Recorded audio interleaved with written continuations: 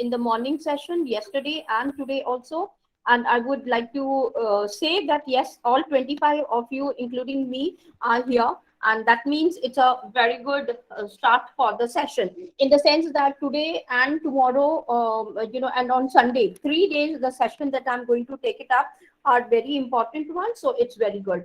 Before I can jump into the discussion and give you what exactly Popper meant by falsification in his book, and why he wanted that there has to be the logic of the scientific discoveries, number one. Number two, then we will also have to find it out, basically, that yes, whether there are the discussions that has been given to us by Kuhn also. Before I can proceed further, I mentioned, if you remember, all of you, that there are 8 varieties of the dichotomies that I was discussing with each one of you from day one. Now,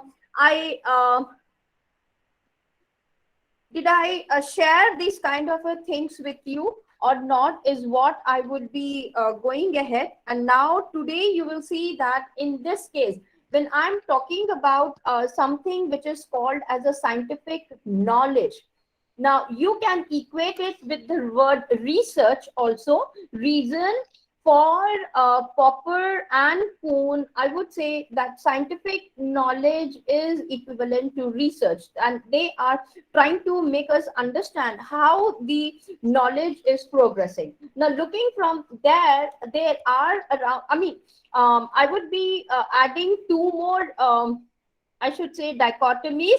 However, the most important dichotomies that you would like to see is, number one, between noumena and phenomena. And this, I told you that yes, I would be sharing the book of written by Kant, and it is called as Critique of Pure Reason, with the marking of the pages. However, I'm a bit scared. Reason, it's a very difficult text, and you should not feel, coming from different departments, oh, what are we studying out here? So I thought, let me go ahead and first give you the, I should say, nuances about this noumena and phenomena, first of all, and then I would like to go ahead and share the book with you. After the noumena and phenomena, we will see, or in fact, I would like to start off with the differences between subjectivity and objectivity. And I don't know how many papers have been written on this topic, and even current year also, 2022 also, I have seen one of the papers has been published by MDI, and the papers on subjectivity, objectivity is what I'm going to share it today. Tomorrow, I would be sharing it on noumena, phenomena, experiences. Then comes the dichotomy between mind and brain, deduction, induction, a priori, a posteriori. Now, these are also some of the words which you are hearing or reading in quantitative papers also side by side. However, first of all, we need to understand what these words stand for, because you see, both Popper and Kuhn in their books, they talk about, they refer to these words also, because they know what they stand for. However, maximum of us, we do not know. Therefore, I have taken that initiative that let me go ahead and introduce these topics in my workshop, so that you are aware, and these things again are not discussed anywhere in the workshops also. So that is the plus point why I have taken up these points in this manner. Last but not the least is the one that you can have a look at, universals and particulars. And the next 8th one where I'm going to focus is about reality. Now have a look at this slide, and I'm just joining up in 1 minute with all of you again.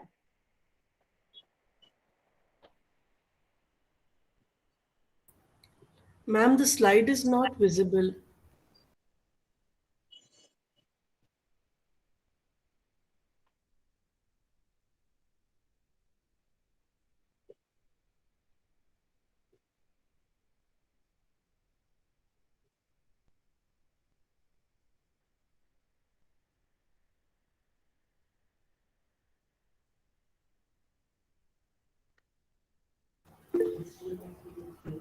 Excuse me, ma'am.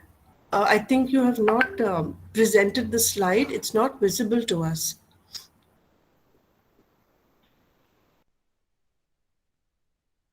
I think ma'am is not here. That's Yes, I'm not there. I told you I'm joining up. There was somebody at the door, nothing else. I think I have not shared it with all of you. Here I go. I'm sorry about it. Here I'm sharing it now.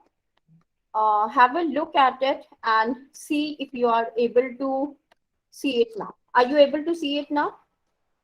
yes, ma'am.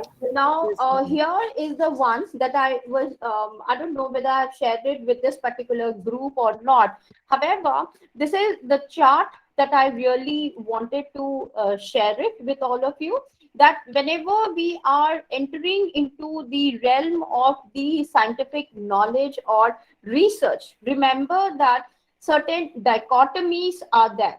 And these dichotomies are the one. Now, when I say dichotomy, I'll make you understand what exactly they are and why they are coming into the place, first of all. Now, remember that whenever we are talking about, let's say, a research, okay, now what happens is that there are certain things which really become difficult for us to go ahead and understand them or look at it basically, how they are taking up for the research area. Now when you are doing the research, remember that there will be certain things which are taking place from time to time, okay, and these are very important for us to know as to why these things are taking place. Okay, now it was seen due to certain schools that were there for the research, number one, and number two, in what way they are taking place. First and foremost, they have seen that now when I say dichotomies, I mean to say that there are two important classes which are taking place opposite to each other. Number one. Number two, due to these two parties which are there, lot of differences come into our research area also. And that's why I'm talking, I refer to them as what I call it as the dichotomies. For example, you will be seeing one dichotomy will be for subjectivity on one side, okay, versus the objectivity. Now if I have to go ahead and look into the reality, we have to understand that yes, we are taking care through the research, okay, and each one of us would be facing these dichotomies in one way or the some way. So it is always necessary that before you give the significance of your own research area, to talk about these dichotomies which you have and how you are going to tackle these dichotomies also. One, subjectivity and objectivity. So what will I do? I would be moving here and there to make you understand what I mean by subjectivity and what is it exactly by objectivity. And I'll be giving you at least 15 papers on each of these dichotomies that I'm talking about. I have already mentioned that I'm going to focus on eight of them which I was trying to share out there, and you can understand that for each one of them you I'm also making you ready to write a paper. Therefore these papers will be are like your support for these dichotomies, and you will be able to understand why they are taking place, in what way they are important, before I can come over and give you the summaries for Popper as well as for Kuhn, who Excuse me, are the ma'am. masters and they have taken care of it. Yes. Who is this? Ma'am, two persons are waiting. Please let them in. Okay, 1 second. Thank you. Thanks a lot. Two people. Now you see, I'll have one person I have already allowed, and who is the other person? Now you see, these topics are very important for today, tomorrow, and day after tomorrow, and I have already made an announcement. And again, okay, now here. In that way, that means that I need to wait for some more time so that at least the individuals are joining me up continuously. Can one of you put a message in the group that please join up as soon as possible, ASAP in capitals. whosoever can do that, Sure, kindly ma'am. do it, because that becomes easier for us, because there are certain topics which are very important. And I want, okay, now there is one more person who's saying I'm also not able to. Suparna, are you there? Yes, Yes, you I'm are here. able to join. Yep, yep, yep. Anusha, have you joined out here? This is Shupana. Are you asking me? Yes, Suparna. Okay, you are Yeah, there. I Now, joined at 8:05. I joined long okay, ago. okay, fine. Anusha, are you there? Anusha. No, I don't know. Resham. Yes, ma'am, I'm in. Okay, Jaya, have you joined in? Yes, ma'am. Okay, fine. Kanika is here. Jaya is there. Then I don't know who is the other person. Thank you, Abhishek. Yasha, thank you for that message. Now, if somebody wants, it's very good. See, let us make a ground rule between. Yes, ma'am, I am there. My network is very low. Okay, okay, fine, Anusha. It's not just you. Out of 50 people, 32 have joined. Now, tomorrow, if the individuals are coming from other countries, it becomes very difficult then in that case to make them keep on disturbing them also, that yes, there are individuals. So let us make it a point, a ground rule, and a ritual that yes, we will join up on time. I might take, though I'm there by 8 o'clock means 8 o'clock, or 10 o'clock means 10 o'clock. However, just see to it that the others are also joining up on time only. Okay, it's a small request from my side. Otherwise, whatever I want to deliver, the flow of the thoughts, they go away immediately. Now, I was here. I was explaining to you, and then after understanding these dichotomies, then I can go ahead and I can present out the summaries of what Popper has to give us, and what Kuhn means when he talks about the paradigm shift, or the falsification in terms of the Popper, and little bit of introduction maybe tomorrow as to what are the other ways, apart from the falsification principle that we have got. Are there any other principles also that are available for us in the field of the research? So 15 papers for subjectivity versus the objectivity. Then we have also got differences on observations. I would say importance of the observations in our own research. Whether I mean, since I'm focusing on qualitative, my focus will be more and more into the quality department. Now, the third one is when we are talking about mind and brain. Now, this is also very important, because you will see after the discussion as to why these things are coming into the picture, and why do you need to mention. Maybe one of you can go ahead and write separate papers on each one of these dichotomies that I'm talking about, or you can simply mention it in one paper in one go, maybe in the form of few paragraphs, and that's it, and you are focusing on the rest of the things also side by side. Now, when I go ahead and discuss it, this is the one that I wanted to let you know. One would be definitely on noumena and phenomena. Then second one I told you is subjectivity, objectivity. Third one will be depending upon our experiences. Whose experiences are we talking about? Mind and brain, or there are other things also or not, is something that we need to understand. Deduction and induction, I'm doing it in a very superficial manner, not in the real, or the things that are really required for deduction and induction. Similarly, most of you have heard about the words a priori and a posteriori in your hypotheses, or in terms of the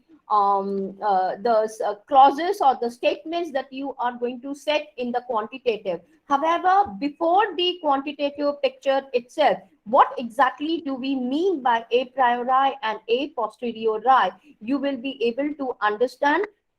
The next difference will be on universals and particulars. This is a biggest problem area that we are always facing, and I'll be showcasing to you how, if you are a PhD scholar, how well you can mention it in your conclusion, or in the future scope or limitations of your own research work. Then we have got eighth one as the reality.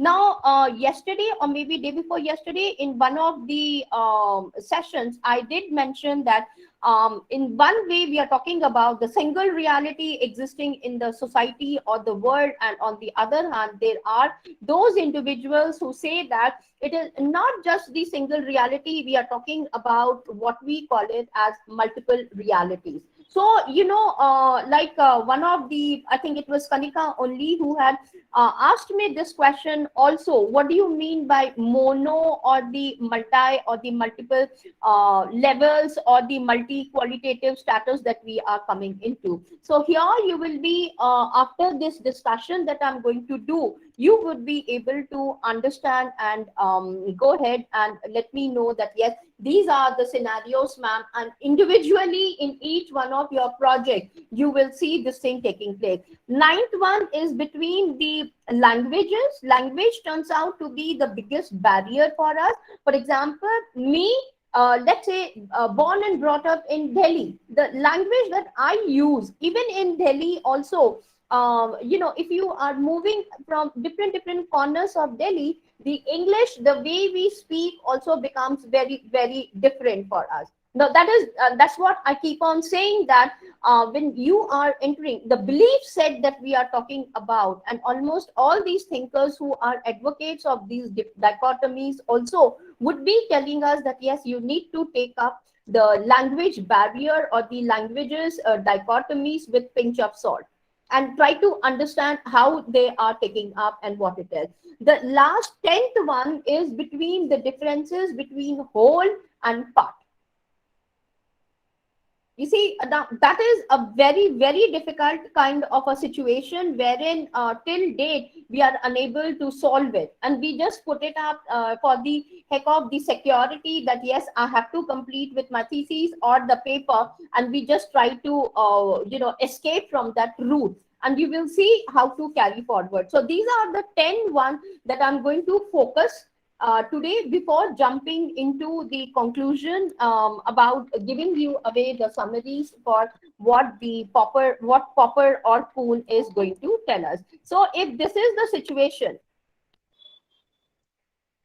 okay, then we will have to understand and find it out that yes, where we are and in what manner we should be handling these situations. Now, let me see if I have the slide on the objectivity and subjectivity, and that is where I'll be starting off, which is a very important one. Now, when I'm distinguishing between subjectivity and objectivity, now looking at the research area, okay, mainly our focus is on 4 different ways in which we are going to discuss about the differences in the subjectivity and the objectivity. However, the question arises, are these the only ones, or do we have to go with something else also side by side? Now, first of all, let us understand each of these differences which we have got, and then I will discuss more if we can include, or if sufficient, I will just focus only on these scenarios. Now, what do we mean by subjectivity and what do we mean by objectivity? Now, subjectivity, it is, I would say, an abstract noun which has been formed from the word subject. Similarly, the objectivity has come through the word object here. Now, objects are always existing in the external world. Try to remember this thing. Object existing in the external world on one hand, and subject is each one of us, the individual who is into the area of the research or trying to gain what we call it as the scientific knowledge about our own research areas. Now, whenever we talk about the subject, we take it for granted and we try to understand that yes, there is a certain set of education, family background, the culture, the thinking process, and the psychological effects, impact, or even what do you call the innermost thinking styles also are their own belief sets. Now, when we are talking about these belief sets, remember that it is important that or you have to mention it very clearly beforehand, saying that yes, I come from so and so background. And that is it is very important, because that sets us to know what kind of a subject you are dealing with, number one, or even we are able to understand. Now here what happens is that on one side you have got the subject, and on the other side you have got this object. In the first scenario, what happens is that the external object is present in the world. It is the subject which is looking into these objects which are present over there, and they are only going to focus upon that. We do not talk about anybody else out here. It is just the subject, and with the help, and this I'll be explaining to you very nicely as to how the objects are taking place, number one, and in what manner these things are working out with the help of the sense organs. Just at this moment, you just need to understand that yes, a subject is there, number one. Number two, these belief sets is the second thing that you will have to remember. Number three, with the help of their sense organs, they are perceiving, first of all, seeing the object which is existing in the world. Okay. And number two, then they are coming to the different levels of observations, which I'll be talking after this slide, as to how they are looking and in what manner things are taking place. In the sense, first, the observations is going to start off, number one. Number two, from the observations, they go ahead into the building of the concepts. Then comes what you call it as the development of the concept. And then we have got the concepts itself. Then maybe collection of the concepts together will be giving to you. And from here, you make a shift. You come to the level of the theories. So again, here, what happens? Here, development of the, I would say theory development or building of the theories, then comes the development of the theories, then you are selecting the theories, and maybe you are shifting it and you move to the domain of models. Now here again, your collection of various models, that's what you're going to do. And then after collecting it and looking at your missing links and gaps, you are able to design and come up with your own model.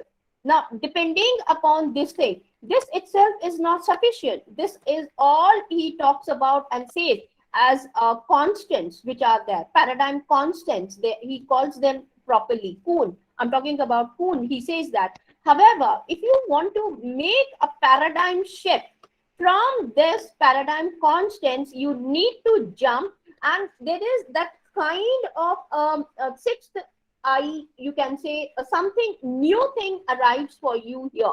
And this is where the paradigms, new thing is coming in the form of the knowledge. However, they don't stop here. They say that you cannot just stop here. You need to test it. Now, testing, again, when we come to the testing, there are various ways in which we can test. We all know in quantitative, the best testing method is by what? By selecting a particular technique or the testing tool, or manually you do it, and then you come to the conclusion and say that, yes, this is what we have got. In the same manner, we have got even in the qualitative also side by side. Here you will have to see what kind of things are taking place as compared and as opposite to the quantitative style, and then find out and go ahead with your conclusions or the things that you would like to comment upon for your own research areas. So here you will see that in this way, what are you trying to do? You are simply an observer and you want to find out how close this particular research that you have done, the shift that is coming in, is closer to your objective that is present in the external world, which means that you will have to show it to me that yes, the experiment that you have done, along with the test conclusions, data analysis, everything is very close to the reality. Now, this is, if you are able to achieve it, nothing like it. That means you are the best person and everybody would be applauding and saying that, okay, the research is a very successful one. However, if this is not done by the testing method, if these two are not equal to each other, that means whatever you have done, it is not equivalent to your reality, then what happens? Then the question arises, what am I supposed to do at that level? Now, that is again what will be happening is that you will have to go back again and then come back to your own things. Once again, just give me a moment. No, where am I out here? I've closed it. Ma'am, this is paint. You have to open the pictures. Yes, I know I have closed that one basically. Yes.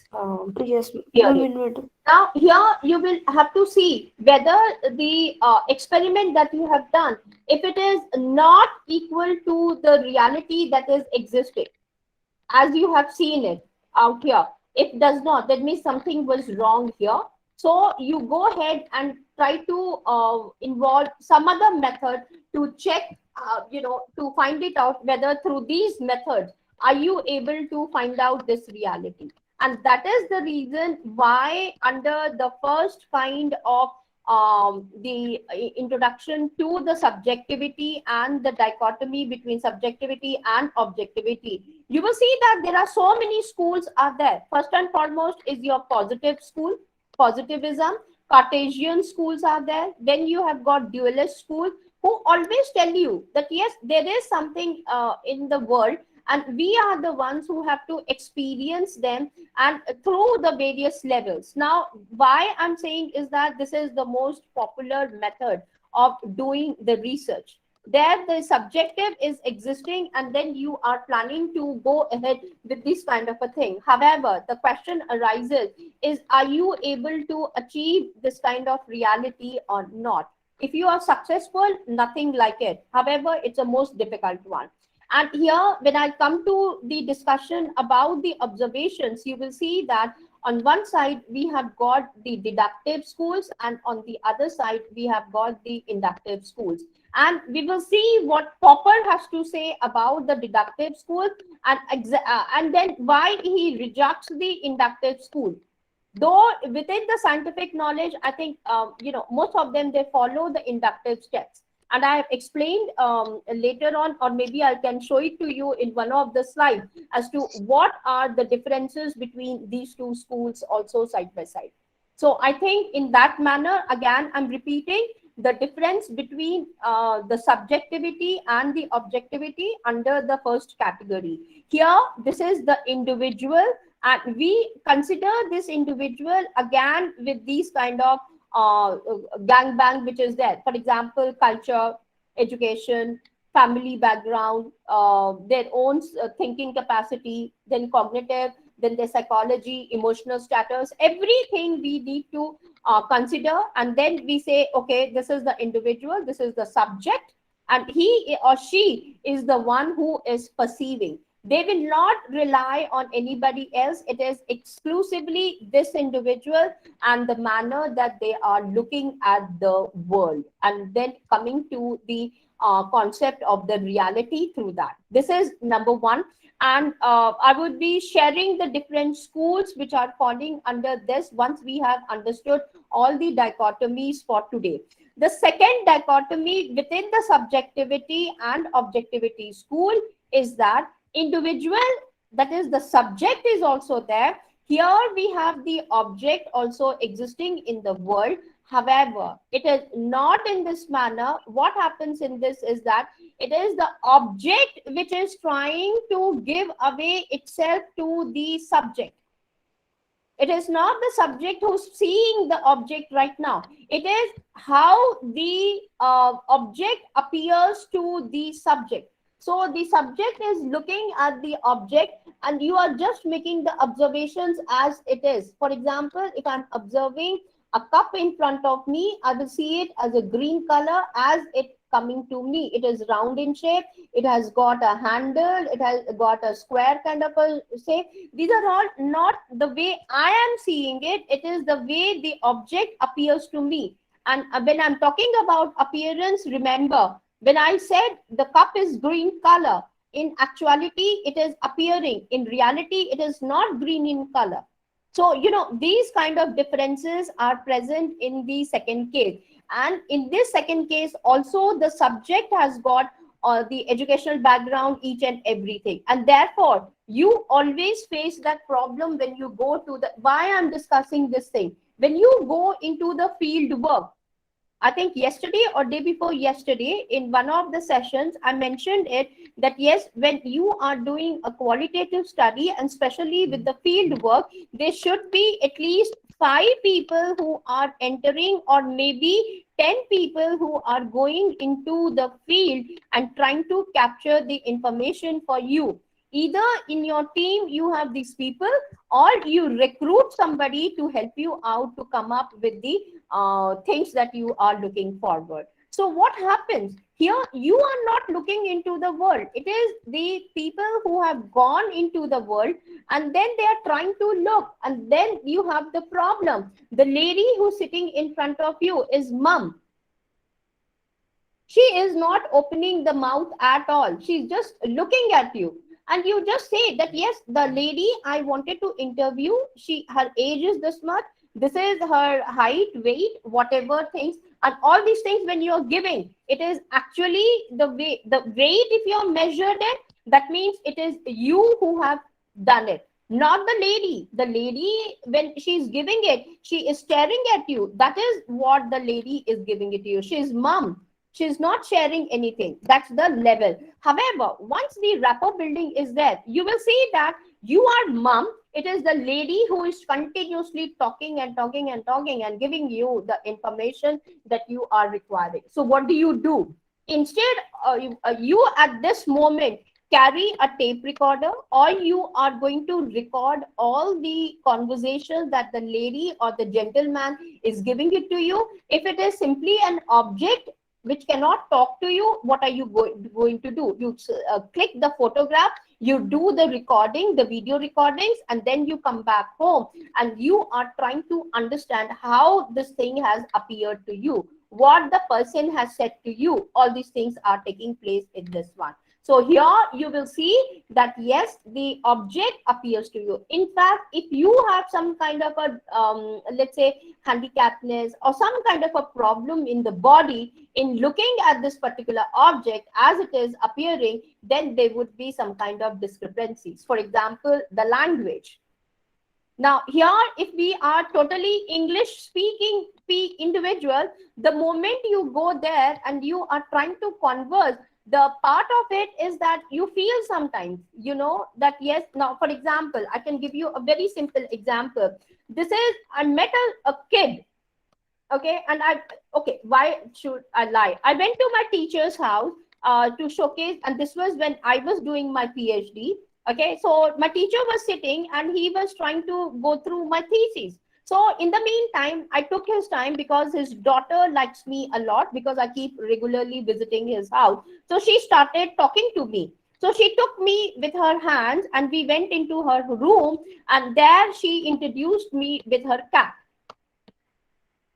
Now, what happened? Now, I myself love animals, so I didn't have any problem. You know what she did? She immediately held the 2 cheeks of the cat and she pulled them away from each other. She was trying to pull it. I said, Adina, what are you trying to do? Why you are pulling the cheeks of Ginger? Because that was the name given for her pet cat. So I said, why are you doing that to Ginger? You know what was her reply? I want my Ginger to laugh because you are here in the room. Now imagine a child pulling the cheeks of the cat to tell me that I want the cat to smile. For her, the smile concept is what? The smile, she has seen that whenever somebody smiles or laughs, you show the teeth. That exactly happens in the human beings. However, she understood that concept and she was applying the same thing to her cat. And we all know that when a cat shows the teeth, what does that mean? It means that the cat wants to bite or it is very angry. Now, here, can you see that for that child, the reality was what? The smile and through the presence of the teeth. However, for me, when I was standing there and I looked at it, I was zapped that yes, this is what she's looking for. So I knew that the reality is very different. The same thing happens out here also for each one of us. When you see the things as they are coming in, maybe due to certain shortfalls or something, you will see, especially when you go into the coding. And that is where you have to be, in the beginning only, you will have to understand, is it me who is seeing the object, or is it the way the things are appearing to you, that means given away by the object of that observation, whatever there is. Therefore, that dichotomy comes into the picture about appearance and the reality also for you. And again, the language. Now, we do not know, when you are, let's say, I go to Kashmir. Now, I don't know Kashmiri language at all. However, the way they are talking to me, I think that they are friendly. However, we know that if I'm a Hindu and here are other categories are there, they will not accept me into their society. Maybe what they're whatever they're communicating is a hatred or an abusive language for me. I don't know. Now, this exactly happens when we are interacting or seeing that object for the first time. So, there are certain things that you need to, and that is the reason why when you do the qualitative study, especially when you go to an NGO or you're meeting farmers or let's say some remote areas where you are completely a stranger to them, they ask you, you go to Tamil Nadu, especially now, all of us, let us think about it. The moment you go there, it is either English language or Tamil language, that is what they speak. In the same manner, if you go to Kolkata, I know when I went for the first time, I got down and I wanted the Uber. He started speaking to me in Bengali. So I told him, in the tutti frutti Bengali language, whatever I know, I told him that, you see, I'm a non-Bengali. So if you know Hindi or if you know English, you can speak to me. So, these kind of differences are coming in and we do face out here. At that time, you will have to either make repetitive visits to capture the correct information about these objects, the field work that I'm talking about. Here also repetitiveness would be coming in. Here also the repetitiveness would be coming in. So you will have to get saturated completely to understand, to go as close to it so that the reality is being captured as it exists in the world. So that is the importance of the second step. In the third one, this is a totally a different scenario. For example, here is the subject. This is the object which is existing in the world. However, in order to know about this thing, I'm using the word know, or even to make the observation, you have to take the help of maybe some other person who is always existing, okay, and that person is aware of this object fully, okay. So every time whenever you go to the field, you have to feel, in the sense that it's not necessary that it has to be a field even for an interview. Now, for example, let me say that I come from non-scientific background. I do not know anything about the solar panels. Now, in order to understand these solar panels about my research work, whatever my research area is, I have to take the help of the scientists or the electricians or electrical engineers who are there, or it can be the officials who are at the higher level, in order to understand about these things which are present for me. In the same manner, if I'm doing an ethnographic kind of a work, At that time, you see, me just going there will not be sufficient. There has to be somebody who introduces me to the tribal culture. It can be a company. Even if I go straight, I will not get the information that I'm looking for. I need to take the help of somebody else. Now, it is the presence of this person. It can be brochures, it can be flyers, it can be the experts, it can be maybe employee of that company or a senior person of that company. So here in this case, the dichotomy between the subject and this object can be gained only through the presence of these individuals or the supplementary things that you have got out here. Now it is through them, okay, that it's like a thing, you know, that you approach them and they are taking you to this object and they're sharing the information, and this information is coming again through this language, and understanding this language, you know, again you have to either be very close to this person so that you are very understanding what kind of language it is, so that you are able to reach to this particular reality. So this is the third kind of differences that we see between the subject and the object. The cases that you can find out here is that in nurses, patients out here, then you have got senior nurses and the patients, how you are going to approach them, doctors, surgeons, the way a surgeon goes ahead and treats the patient, especially in the surgical scenarios I'm talking about, we do not know. However, when you even sit with them also on the first day, you start staring. What are they trying to show?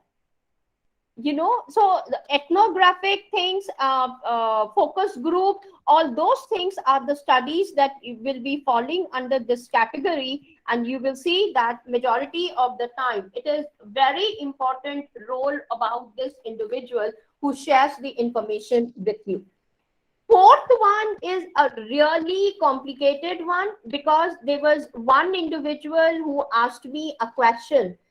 So I thought I should be able to go ahead and discuss with you, where there is continuously interplay between the subject and the object. In the sense that the best is example that I can give. I don't know whether Kanan sir is there or not. Here you will see that the best example that I can give it to you is when you're sleeping.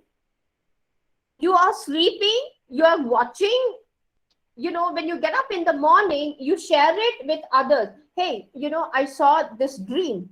Now I just look at the person. That means what is happening? You are a subject, number one. Okay. Now, okay, you are the subject.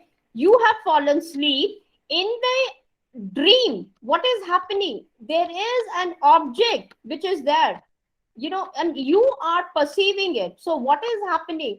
A time came, I saw one of the patient, you know, telling to the doctor in the hospital, in the emergency ward, doctor साहब मैंने ना सपने में देखा कि मैं थूक रहा हूँ, और जब मैंने थोड़ी देर के बाद देखा, in reality I spit and it was on my face. Now you understood what is happening over there. The person is himself or herself within the dream. They are both subject and the object in that sense. So when you will see them together, you will have, there is this play which is taking place between both the subject and the object. I hope, I don't know how clear I am on this part of it. However, we have lot of scenarios where this kind of things are happening. For example, in the law department, when a criminal is caught, you take him for a lie detector test. We make them conscious, and it is through the machine that we are interacting to that individual. Second is you give them the drug, and when they are taking the drugs or the medicine, especially, you know, if you are ill, you will see these kind of a scenario. You are talking to yourself continuously when you suffer from high fever.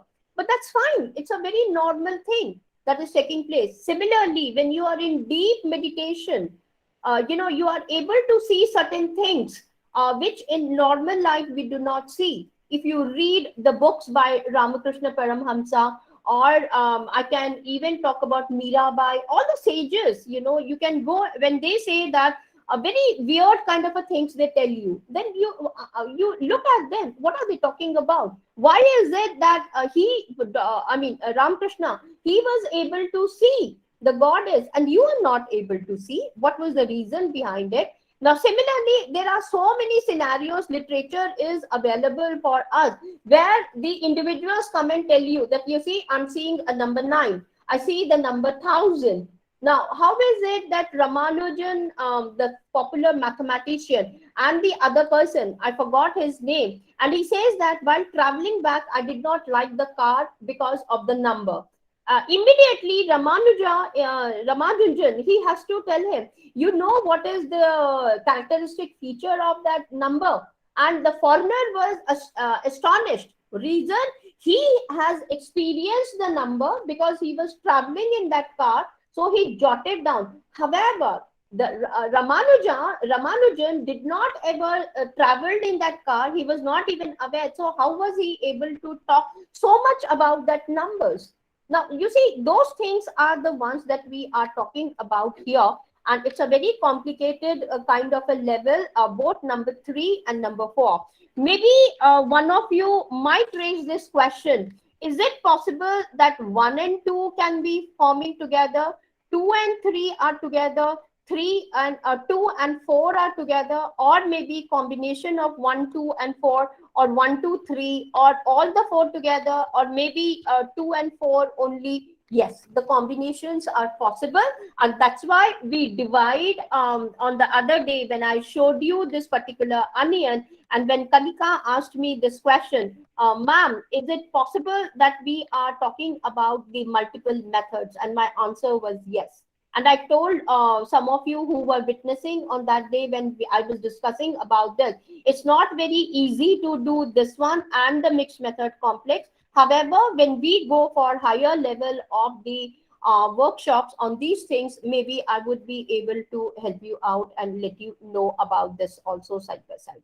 Okay, so these are the things that you will have to understand when I'm talking about the dichotomy between the subjects and objects. Now, since this one is the most prior and the most important one in the qualitative research, I thought, let me go ahead and make it absolutely clear.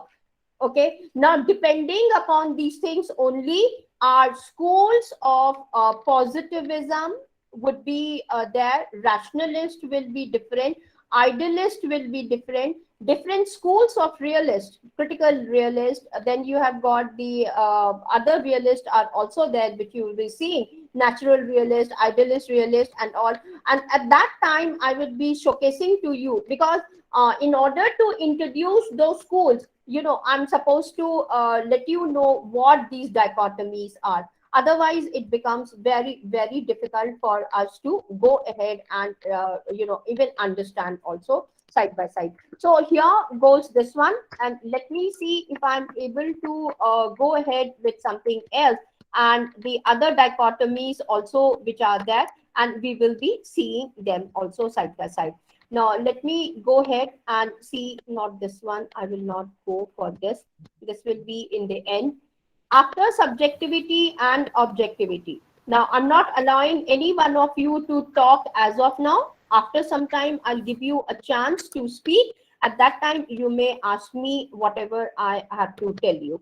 Now, after this, there is something which all of you should be able to remember. And it's a very important distinction between what we call it as noumena out here, and opposite to that, the following dichotomy is phenomena. Now, Kant's book is really important for us. Reason, it is he who had more than anybody else, especially any one of you who is going to enter into phenomenology, and to some extent even the concept into the ethnography, you will have to remember this particular thing totally. And it is always important in the form of the traditional qualitative methodologies that are there for us. Otherwise, it will become very, very difficult for us to know about them in that manner.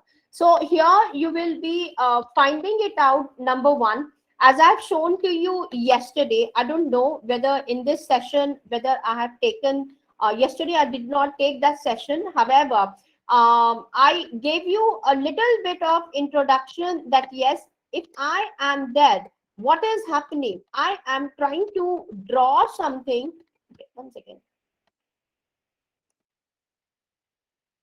Okay, now here when I'm drawing this kind of a figure in front of you, you are able to see the way I am doing it. Now try to, I'm giving you hands-on experience. When I was drawing this one, you did not understood what she's trying to say or what is her importance of drawing this one also side by side. Now, when you were experiencing it, when you were looking at it even for few seconds, if you were at the level of what you call it as pure sensual experiencing levels only. You are not doing anything else. You just kept your eyes open. Your ears were open in that manner to see what Ramani is trying to give you out here. Once you have seen that, okay, she has drawn a heart. You started talking to yourself. When you start doing talking to yourself or you remember it, you are at a different level altogether. However, now imagine you are seeing it for the first time. You know, at that time you will say that yes, I am only at pure sense experiencing it. That means your eyes are working, your ears are functioning properly, or if you are dreaming somewhere else or you are somewhere else, then you are just hearing. That is also a problematic area here that comes in. Or if you are really looking at a house in the community, at that time you go ahead, you are touching it also. And sometimes if it is a chocolate kind of a house, you know, you want to taste that chocolate also to understand what kind of a chocolate it is. So, you know, all those things are taking place with the help of the sense organs only. So that level is called as noumena. Remember that noumena has several levels of it.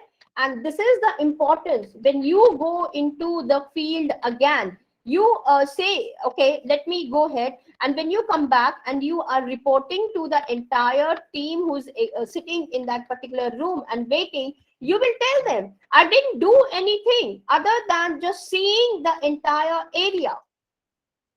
Have you ever noticed what exactly do you mean when you are saying, I was just seeing? It means that you were just exploring the entire thing. That's it. One after the other with the help of your sense organs. You did not do anything. Next day, again, you go, okay, and then you start, oh, yes, this was the gate I entered into. Then your memory is working. Now, once the memory is working, there also you will see that, yes, there are certain other levels which you have missed out. So we say that at the level of noumena, there can be n number of noumena and there can be n number of observations. Now, I did not say anything about the observations. I will be talking about it later on, and there is an expert talk most probably either on Sunday or on Monday night. He's coming all the way from University of California, and he will be talking about the importance of observations in the research, especially in the qualitative research. So you will see that again, these observations play a lot of role for us. You may be as simple as observing at the outside world as a child. You know, if you have seen a bonny child, I don't know how many of you are who loves children out here. I'm talking about the small children. Now you will see when they are opening their eyes for, I mean, not for the first time, I would say, after 4 months like that, you see that from 4 months till they are, let's say, a year old, they are just staring at various things which are around them.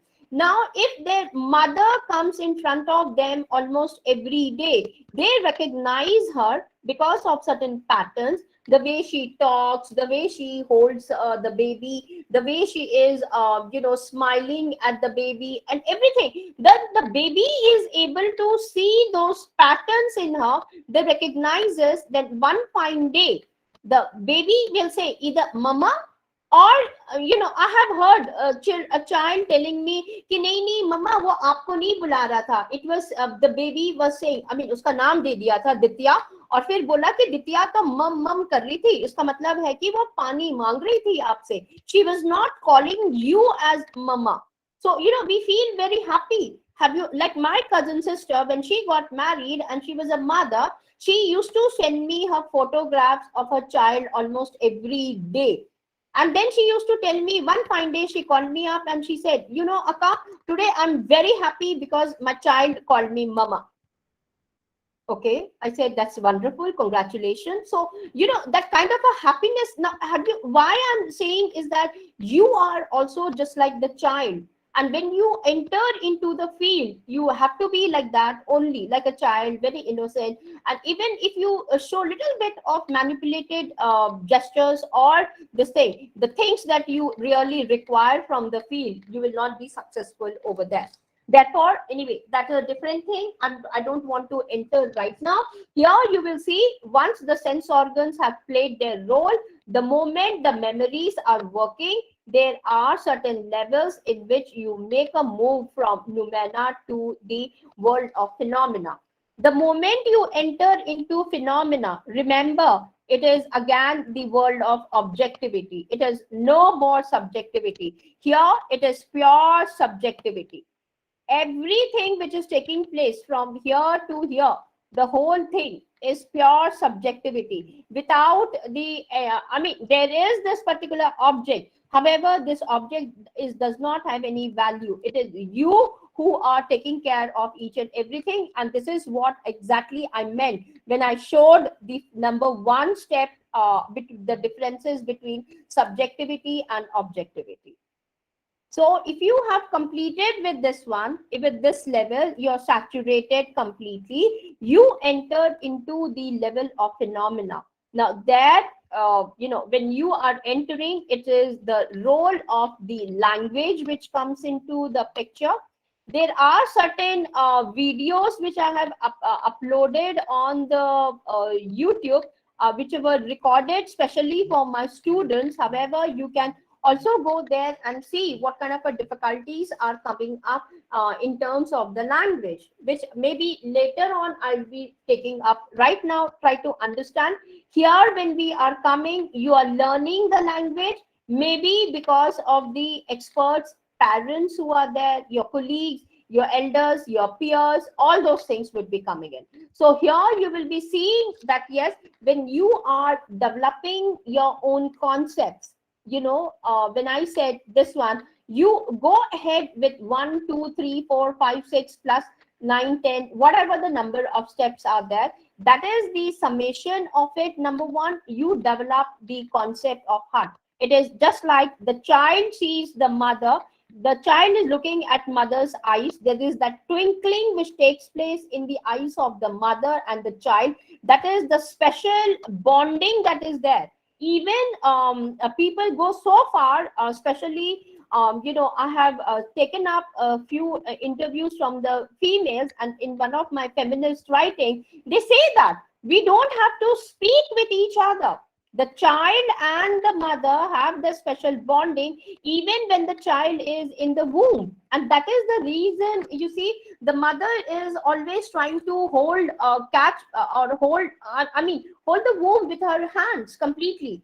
If you see, if the mother has the first child, if there is one more child, the child goes and always kisses the womb of the mother, saying that I know I'm loving my coming brother or sister. I have witnessed it, and it's a wonderful bond. The child is not even in the world, and that's why I said there is that interplay which is taking place between the subject and the object. Only thing is that you will have to understand and see. So what is happening out here? When the baby is there and the mother is there, they have a they don't even have to speak. Now, when I was talking to one of the person who said that no, verbal speeches are necessary, I say, what happens to the language between the eye language, which is taking place between the mother and the child? Now, till date, if my father was alive, I knew the way my father used to look at me, I used to come to know immediately. There was no need for him to open the mouth also to call me Ramani. You come to know immediately whether your parents are angry or you're this thing. That is in the form of the language. However, through the eye language itself, you come to know so much that bonding is there. Now, similarly, the child is looking at the smile. The child is looking at the warmth of the body of his or her mother. So these are the patterns that are taking place together to form the concept of mama or mom or amma, whatever the child wants to call his or her mother. So here you will be seeing that those are the summation which are taking place in the time and space. Let me tell you that very clearly. And it is taking place, and then the development is taking up, and finally one day the child is able to build up the word mama or mom, and he is successful in saying mama. And mother really feels very happy because she's successful, that the child has recognized, and we are looking for that recognition out here when we are talking about that paradigm shift.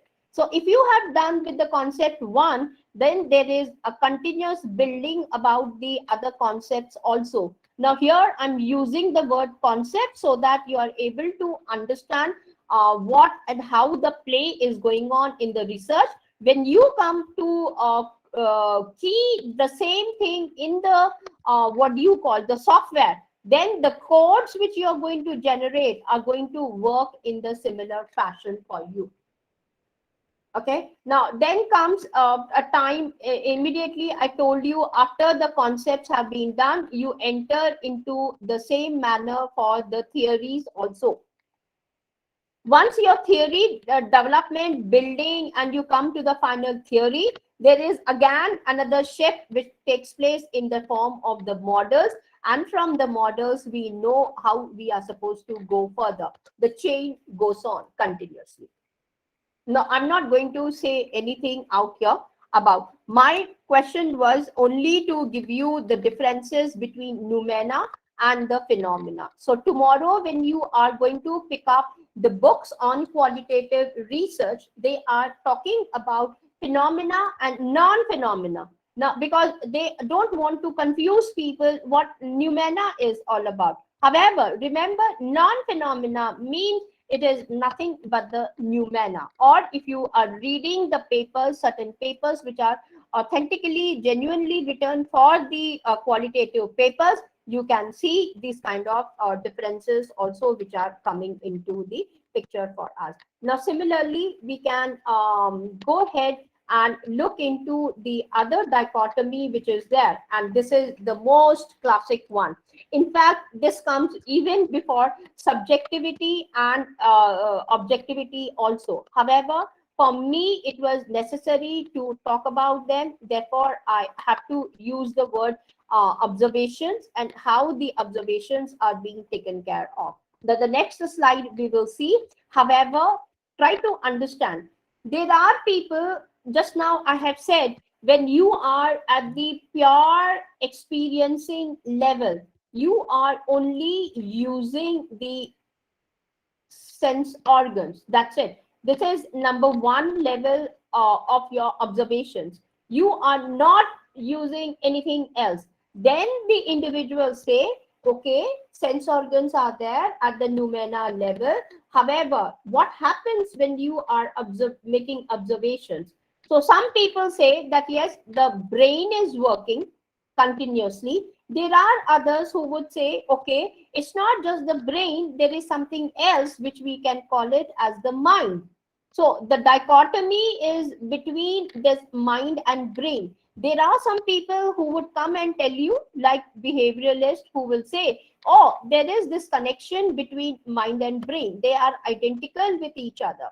Cartesians who are there, who are dualist, who are materialist, they would say no, brain is different from the mind, and they have given us a lot of examples in that manner, and this is really very important for us.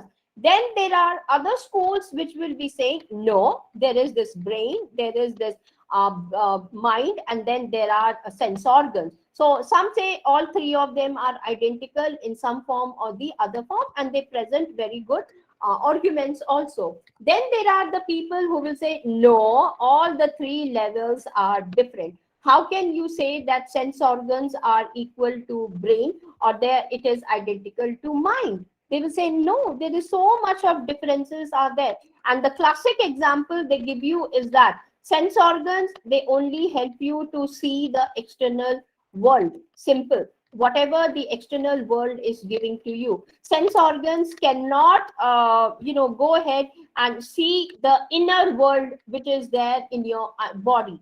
Now, for example, the dreams, they say that it's not the sense organs who do it. There are so many things which are coming in your dreams which you have never seen. Now, Kanan sir was asking me in the morning for the paranormal experiences. Now, this is the answer that they are talking about. So when you talk about the brain is very different from the sense organs. Only when now some of you can say, okay, ma'am, the moment you are entering into the phenomena, can we say the brain is functioning? I would say the brain is functioning all the time whenever the sense organs were there. However, the messages, the information that you get later on is exclusive work of the brain. Mind, they are talking about it. Now, how to establish that, yes, mind and brain are different. The brain is working continuously. However, when you are dreaming, you are seeing certain things. Is it due to the brain that is taking place, or there is some play of mind also which is working out? Now, then there are people who will say that, okay, we can understand the differences between them. That is the sense organs, brain and mind, due to their functioning. If the functions does not take place, then I'm so sorry, they do not exist in this world. Okay, so these are the concepts, and that's why I have just drawn this line out here to show it to you that this collection of mind is identical to brain, mind is not equal to brain. There are differences between mind, brain, and the sense organ. All these things are being taken care by what you call it as the Western schools of the thought. It is not by us at all. They are taking care of it completely. Now, after that, now we will see that there are others also who are coming into the picture, and that is the Eastern schools of the thought.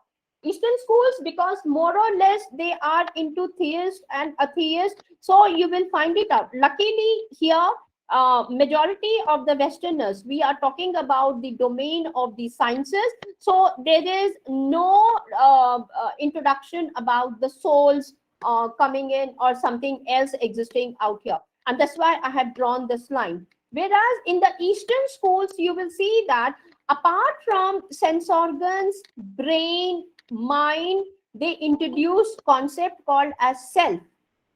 Now, that is also important for us to understand what exactly is this self is all about in these schools. So, they discuss it entirely in a different manner. Then there are others who would say it is not just the self, but there is something called as soul. Now, you become a little bit disturbing. What is this now coming into the picture?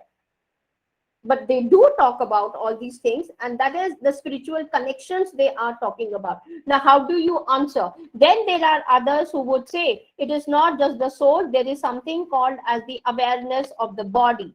So they are somehow coming to the body level, that is materialism, which is there. However, they also include soul, mind, body, and sense organs also. Now, apart from awareness, there is something called as consciousness also. So, there is that common thing which is taking place, because of which they say that whenever I say red color, almost all of you are able to understand.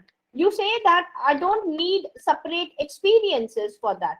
I know what red color is. However, if I ask you, okay, tell me which one is mera wala red, like in that Asian Paint ad, that yes, this exactly is my red color. Now you show it to me, then you will have some problem. Okay, now how to show it to her? That becomes a problem. However, we are all at that realm, and we need to understand this thing also. Try to remember tomorrow when we are going to study those schools, these things would be coming in. Now, there are certain individuals who would say, okay, that is due to the existence of God, because ultimately they take up the theist, they become the theist over there, take the support by introducing by the concept of the God, and they would say these things are taking place because of them. Whatever it is, whether you take up the Western schools, whether phenomenology or structuralism, modernism, or later on hermeneutics, or even Cartesian positivism, you will see all these schools which we are talking about, in some form or the other form, will be relying on this. Therefore, the dichotomy between mind and brain, is really important, as we have taken care in the subjectivity, objectivity, noumena, phenomena. The third one is the mind and the brain part of it. Okay, so then we have got, after that, you will see a priori, differences between a priori and a posteriori. Now, before I can even go into this, let me just take you to that part which I really wanted to explain. And this is the one where you are exclusively talking about only observations, and observations in the realm of what you call it as the noumena. Now, last time when I did, there were a lot of questions that were asked to me for the word noumena. Here, now I'm explaining to you. Now, you see, this is something which I have drawn. And the steps in which I have drawn this hut is 1, 2, 3, 4, 5, 6, 7, 8, 9, and so on, and other things. This is the sequence that I have drawn. And you are observing me. For example, I can draw it here also, and you are simply looking at it here. And instead of this, today I will like to go ahead and draw a different kind of a house. Now now imagine what exactly was happening when I was drawing this. You are looking. Just like a nursery kid, you were also looking at it, and you were telling to and making that observation. Okay, she did this.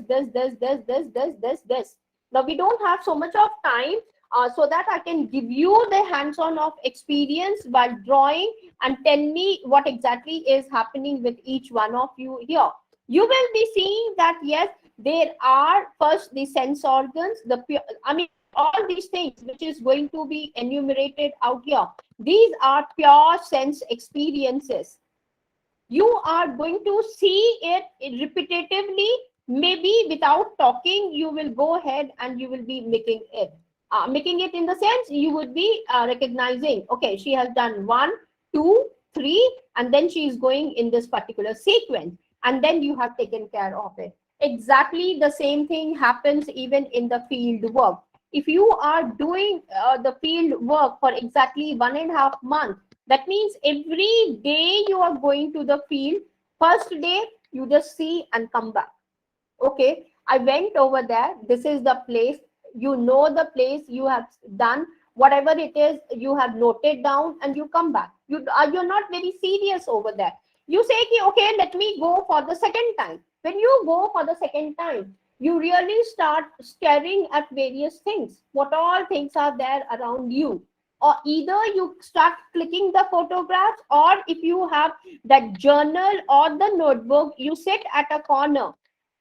Now tomorrow I will show you the journal, or even if you can Google around, you all know who Jane Goodall is.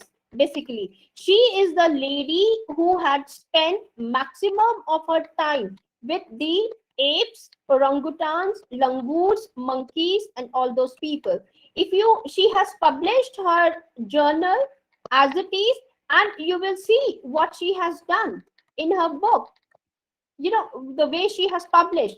She said, at this time, in this place, this is the day, this is the animal, each and everything, including the photographs, where she was sitting, in what manner she was sitting, what kind of monkeys, the species of the monkeys who were there with her, and how she was behaving. And in sometimes now she has her own, what do you call, the blog, wherein she has introduced even the videos and everything. Now, why is she so much interested? That's a perfect scenario for us for the ethnographic thing. If you are also planning to do similar kind of a ethnographic, which means you are going to spend at least few years, it can be 1 year for you, it can be 2 years depending upon your subject, it can be 3 years, it can be 4 years. Now, for example, in my case, when I'm doing on, let's say, on the partition stories, I'm taking care of the individuals who were experiencing it, let's say from 1940 onwards till 1949, I would say, because till that time also we can see that many people were still traveling to India from Pakistan. I'm talking about India-Pakistan partition as of now.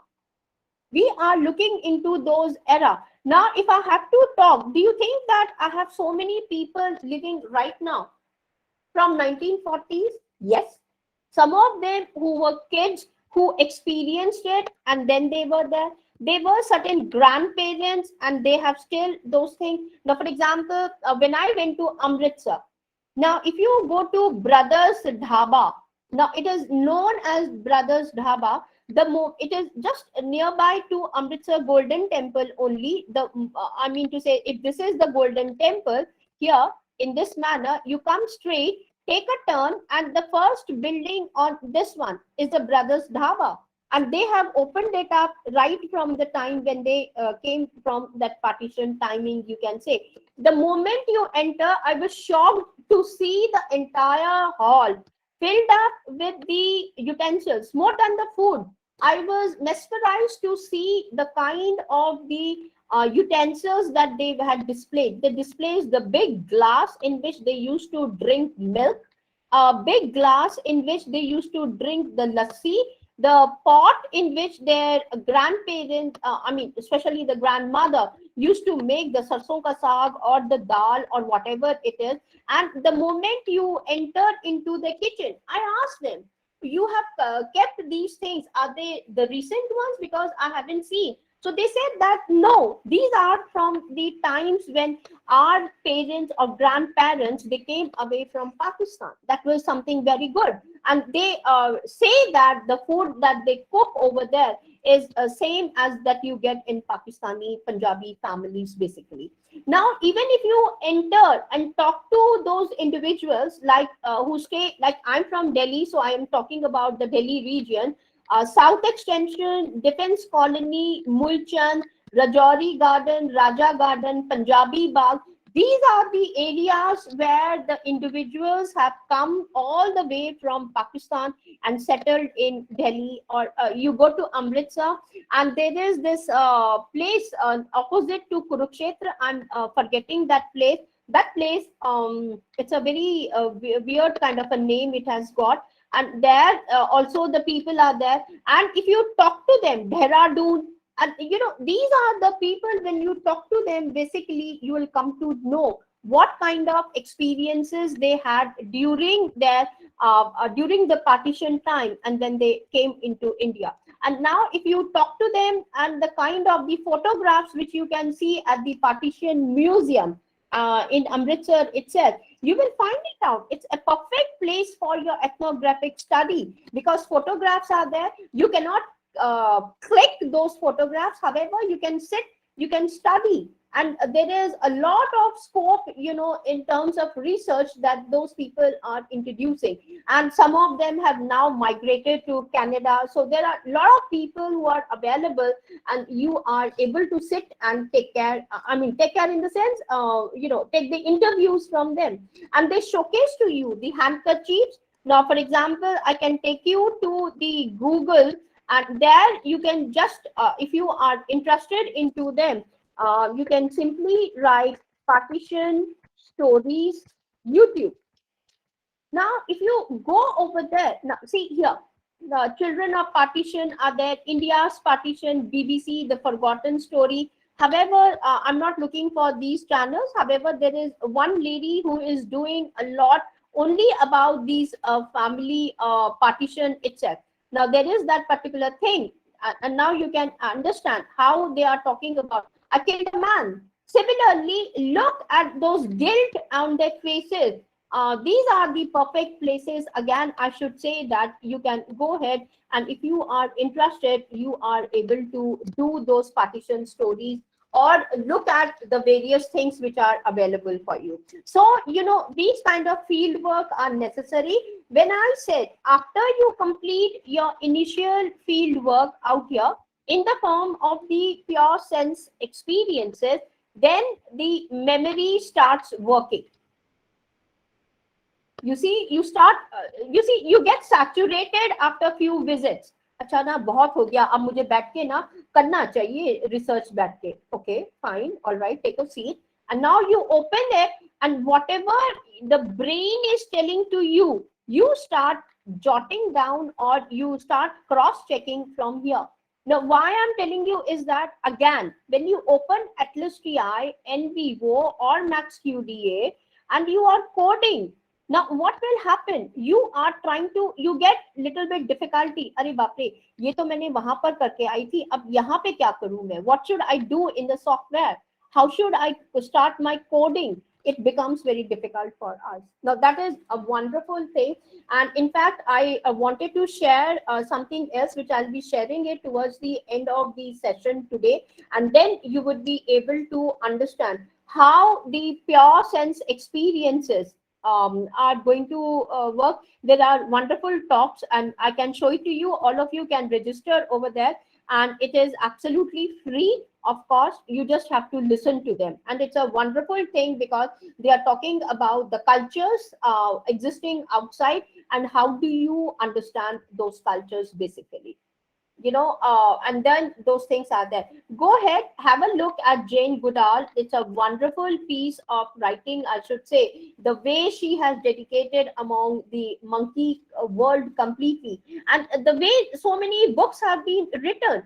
There are classical papers. Again, if you are interested, I can share it with you. How does monkey see a world? What does a frog tell you? What does a bat tell to the other bat?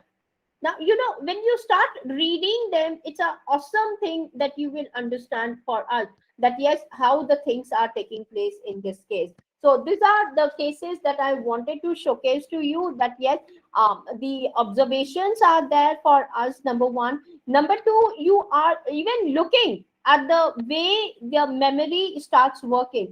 At that time, the question arises, is it the brain which is working, or there is some kind of a mind also which is coming into the action?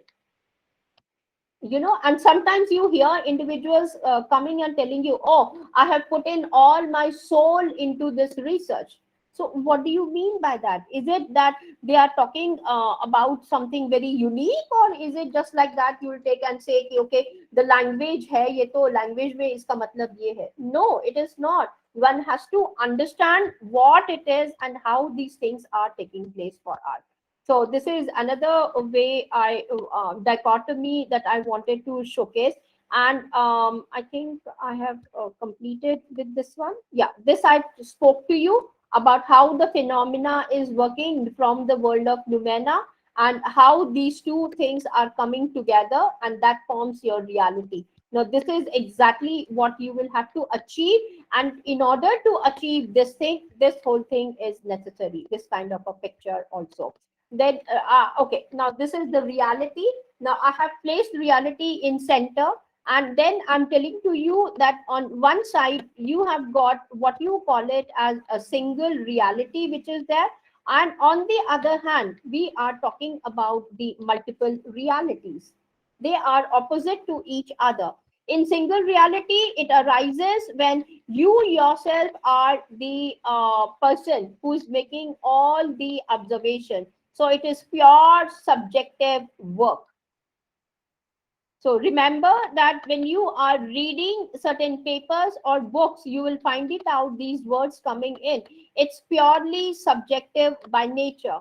It doesn't mean that you're talking about something else. It means that it's only the subject, and the subject is observing the object continuously, and there is no contribution of the object in that manner. It is the subjective, the way it is looking at this particular object existing in the real world. So here is that single reality we are talking about. This scenario will be the perfect scenario for the single reality. However, when you come to the multiple reality, it means that there are different individuals, subject 1, subject 2, then there are subject 3, and you will be taking up the information from this person, and let's say I'm just drawing 3 persons. It can be as many persons as they can, and you want to see, is this the objective that they are looking at? Here also it is a kind of number 1 only, that the number 1, when I've talked about the subjective and objective part of it, it's all the play of the subjects only out here. However, the way they are observing totally is very different. It can be same also, the way they are looking at it, it can be different also. So if 3 different individuals, there would be 3 different realities, and that's why they call it as multiple realities. However, if it is 3 different individuals, however, the way they have looked at it, and after some time, the way they have deduced, and they come up and say that, okay, all 3 of us, the way we looked at it is same, then you go and say that, yes, this is my objectivity. However, here comes the play of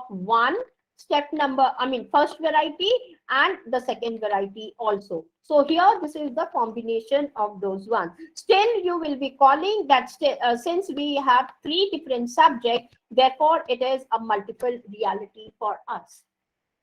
Now, sometimes it happens that there is no multiple reality, there is no single reality also. Popper says certain times you have to understand that if you are coming up with a great scientific knowledge or a great research of yours, which is going to be outbreaking everything else, it means that there is this something which you call it as uncertainty. Now, which is taking place right now at the pandemic times. Now, we all are seeing on a daily basis.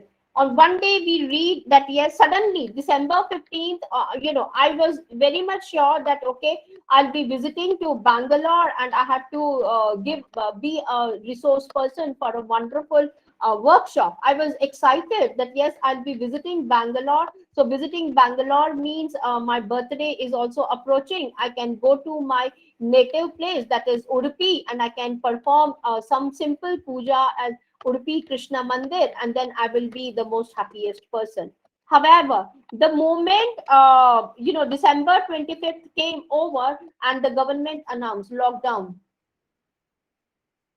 So you see, that was number 1. Now it was just the lockdown. Then later on, the next day in the newspaper, Omicron variant. Suddenly I found out entire Iraq, Italy, or I don't remember which I country it was. It was some I country.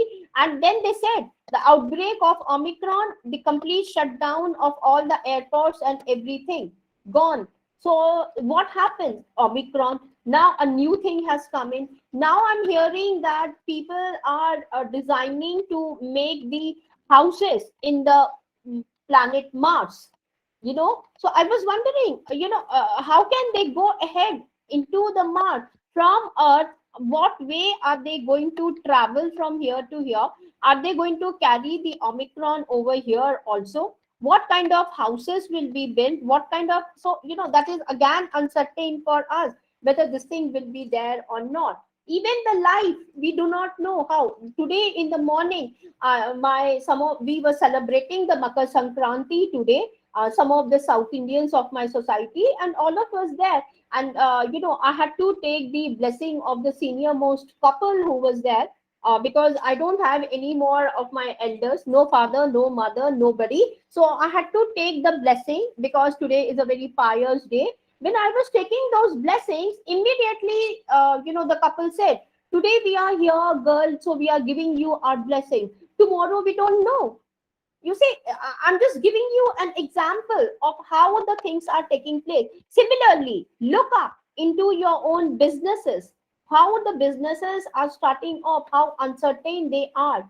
Now you have hotels like McD, Pizza Hut, then you have got Bikaner Wala, Haldiram, all these things are there. However, with corona, what happened to these businesses versus the local businesses which are coming up in your own society, where the ladies who have never taken up any kind of a hospitality course, it is simple cooking at their home, no education, nothing. They do not know anything about the profit or loss. They na hai paisa, this is what I'm quoting. So these are taking place. Now I see that all these women are so happy with the kind of work, and they say that चलो corona ने कुछ किया तो नहीं किया, at least हम लोगों को इतनी व्हाट दे से इन हिंदी, इतना तो हमको ये दे दिया है कि we are being recognised. What else we want? Now you think that's a big achievement for them. They are not looking at the corporate governances or anything. Family support, have you seen in their own families, the mother is cooking, the food is packed by the husband or the other family members, and then it is the children who are going to the different houses to deliver that food.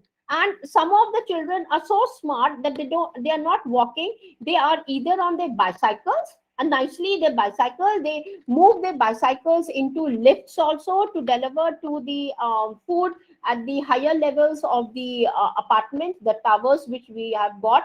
And then I'm seeing some of the children on skates, and it's a perfect thing that the entire family is there. Now you can do a very good research on family entrepreneurship versus these family entrepreneurship. Now I am right now presenting a paper wherein I started comparing this kind of family entrepreneurship, wherein the women is the one who is heading the entire thing, and what is happening to the family entrepreneurship that in reality we see. You know that if across it, you can have a look at it. It's a simple homemade khana. It can be a simple breakfast item. Now it's totally different. Now this scenario which you were able to get, could you ever think about before the corona could have started off? No. That is the uncertainty that we are talking about. Now the changes in the family entrepreneurship or the family entrepreneurial activities which are taking up, in reality I am coming up and concluding that this is the really a family entrepreneurship. Because in the traditional family entrepreneurship, what was happening, it was just the seniors who has started off with the business, and they are waiting for their children to go ahead, and no involvement for these children. I'm talking about the small children also. Whereas here in this scenario, the packets are being delivered even by a second class student. The second class student is talking to the customer, "Oh, I'm going to my customer's house to deliver the food." I get a shock of my life when I interact with such children. You know what a customer is? The child is saying, yes, he's the one who has purchased, and he's the one or she is the one who has purchased the home cooked food, and they are going to give me the money. Now, these are what I call are the changes, and we are totally uncertain about these things also. You can look up and you can see the society is full of uncertainties, and what new things are going to happen, you can have a look at it again. So this is another example where I was talking about the what do you call the reality, wherein you have falsified the traditional family entrepreneurship completely, and now you're looking into the new. So that turns out to be the falsification and entering into the what you call it as the paradigm shift, where you are able to see whether is this the complete paradigm shift, or is it the complete family entrepreneurial activity that you're looking for? So if you think that yes, this is the traditional one and it is gone, you falsify it and you have got backup of all kind of papers with you. The prior literature is available, and see how well these things are coming into the picture. Now all of us have got these cell phones also, which I keep on looking. WhatsApp businesses from the localities. There was this company which said that now we are losing and we are going to about to shut down our it is called as Next PLC. That is the name of the company, for which I had to give my consultative services, and it's a live example that I'm giving to you. Next PLC, they approached us and they said that we are going to shut down, most probably we have to shut down our services till the time this corona is existing. And if you go on the online pages, which I can show you, that what they have published is that we are not going to do much, and maybe we have to shut down the company due to these many reasons. Then I looked at their annual reports. I saw that the financial performance or the company's performance is due to non-sales. That means that they are not up to the mark with the sales part of it. The reason is that they published, we do not have a very good supply chain during the Christmas of 2021. Then I said, what is the need? Where is that need that we require the supply chain? I said, you have so many branches across the globe. Yes or no? Now, let's say in India, if they have a system in India and there is a part, then all of us can be, they can go ahead and they can look at the people who are very good at Facebook marketing, very good with the WhatsApp marketing, involve the localites. And now you will see that WhatsApp is full of such things. They are selling goods, they are selling household goods, food they are selling cosmetics, you name it and you have it. Now that's the model that has come into the picture right now. The time was there when the company used to feel very happy and they used to say, okay, our sustenance is taking place because we are able to survive in the market by opening the new branches. However, now this concept is gone totally. This model is falsified. Now the model is open up the businesses, involve the localites. Now that is the picture that they have to come in. And look at the number of profits they are making. They don't have to wait for the supply chain, for the trucks, the logistics to be there to send, to deliver the things for the other countries. The country is already there. They have got the stuff, each and everything. They are involving and increasing the number of sales on a daily basis. So the model you are seeing out here, I hope I'm able to tell you that this is being now falsified and you have come up with a new model of doing business in the world. So you just have to keep your eyes open to check it out as to what exactly is happening in the society and how to carry forward over there only. Now, this was just to talk about the differences between what you call it as whole and parts. Here also we have discussed about it basically. Now, what do I mean by whole and what do I mean by parts out here? Now, it is a very simple thing that I have to understand out here, and that is when I look at this particular object. Now, when you looked at it, what you were trying to do, you are either looking at this, or you're looking at this, or you're looking at this, or you have looked at this, and then you have got this whole picture. Sometimes it happens also that within this whole picture, you are not able, maybe there are certain things that you did not capture. For example, the windows, you did not capture that information at all in your whole thing. So some part of it is always being missed out in the whole part. Therefore the question arises, can the subject who is observing, he or she is observing the object in the external reality, okay, is able to capture the complete information, or is it only partially the information is being observed out here? Now, in this case, you will be seeing that a lot of things will be happening wherein there is this cross play between subject and the object. Sometimes you will say, okay, it's pure experiences, and in these experiences, it is possible that the subject was not able to grasp the whole reality.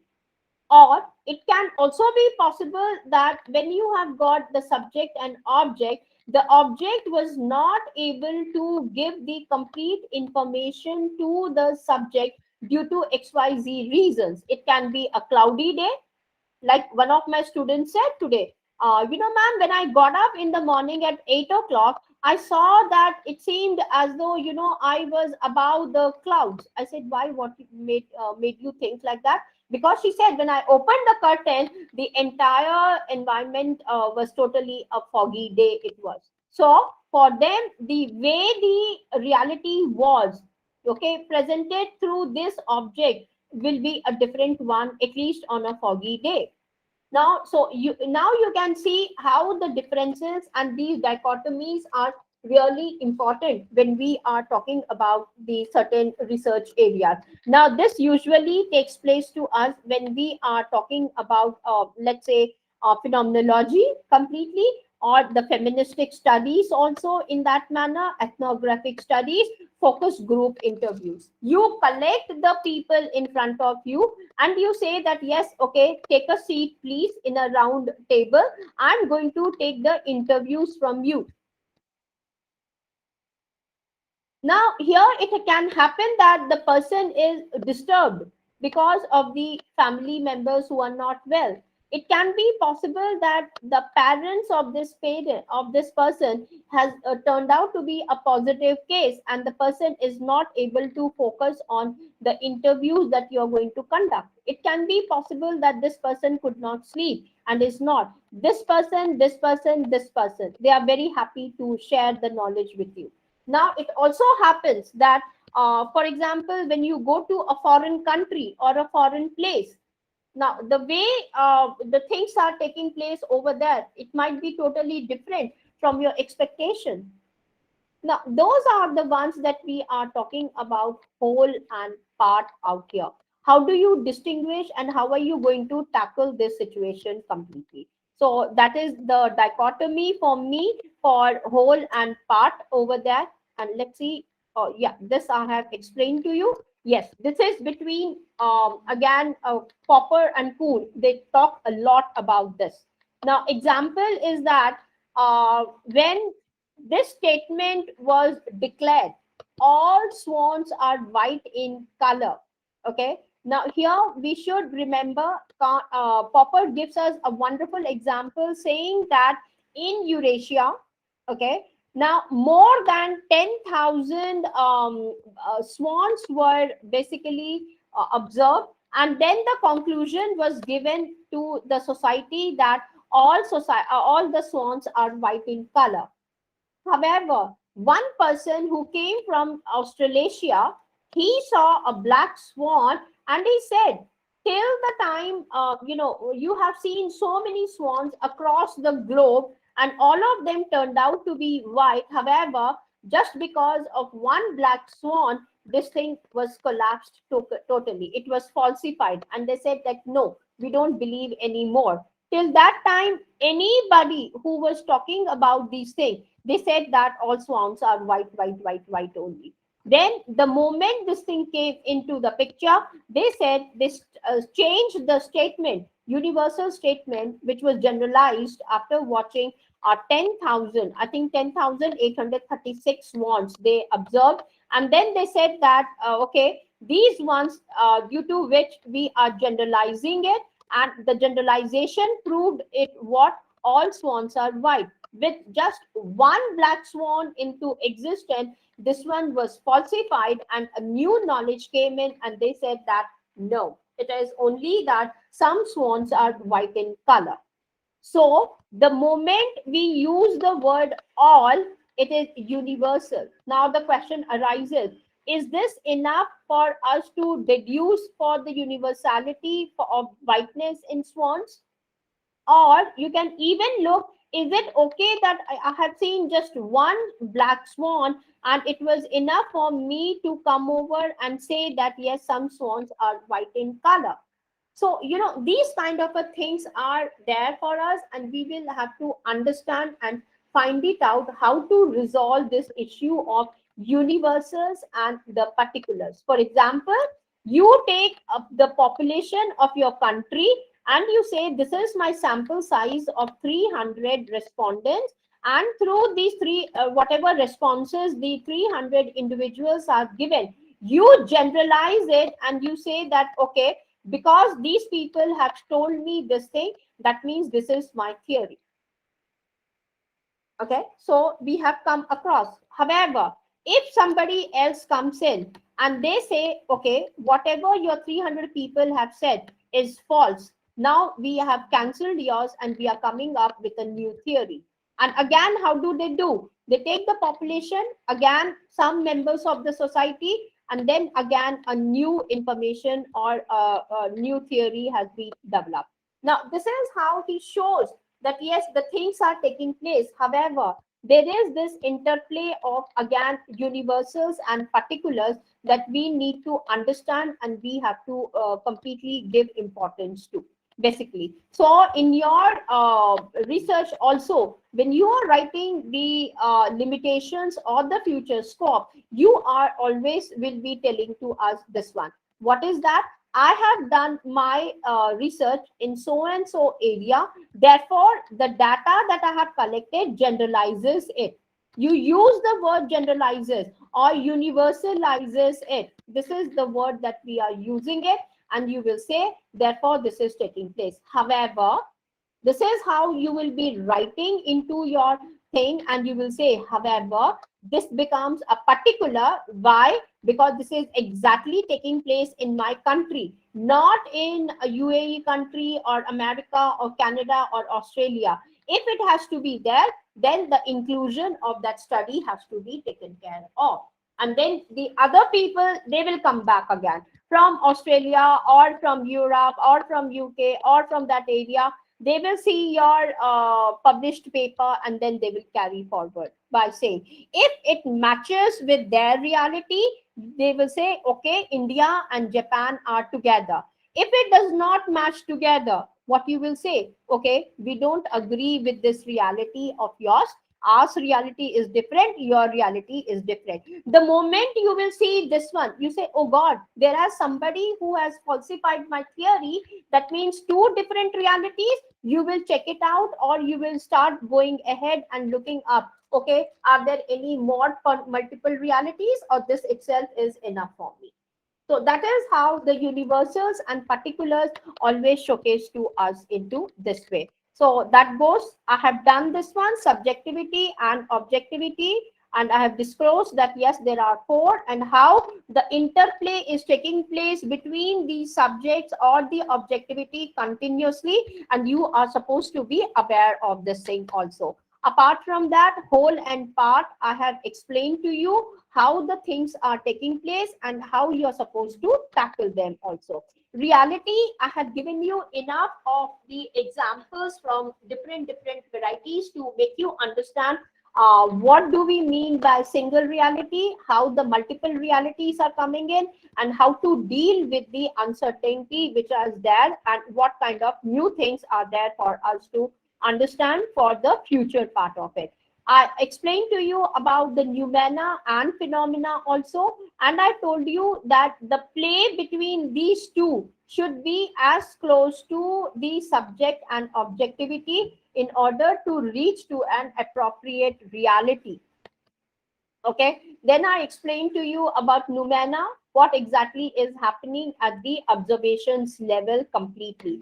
Then I have also explained to you in detail about the way noumena from pure sense experiencing to the levels of the operations, different ones, and how we are entering into the level of phenomena, and from here the interplay between noumena and phenomena to become the phenomenon also later on when you are studying of your own research part of it. After that, Again, I have shown you the dichotomy between mind and brain and the sense organs which are there and how to deal with them depending upon. You have to make it very clear that yes, see, when I did my qualitative research, these are the things that I have to keep in mind also side by side. Then comes the difference between, okay, now I have to talk about what I call it as a priori and a posteriori. Now, since you have understood the meaning of pure experiences, I would say that not I can't have said a posteriori means any knowledge that you have gained or researched only after the experiences.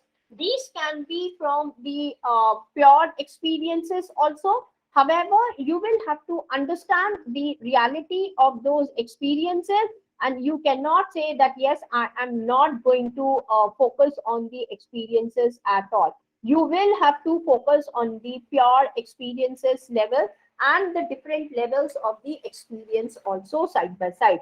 Opposite to this, we have got a priori knowledge or the research or the conclusions that you derive upon, saying that there is no need for me to go ahead and experience something. I can understand everything before experience only. For example, they give you, because in this camp we have mathematicians, scientists, physicists who say that when I'm teaching a child, the child does not require me to make him understand the concept of abstract knowledge of one.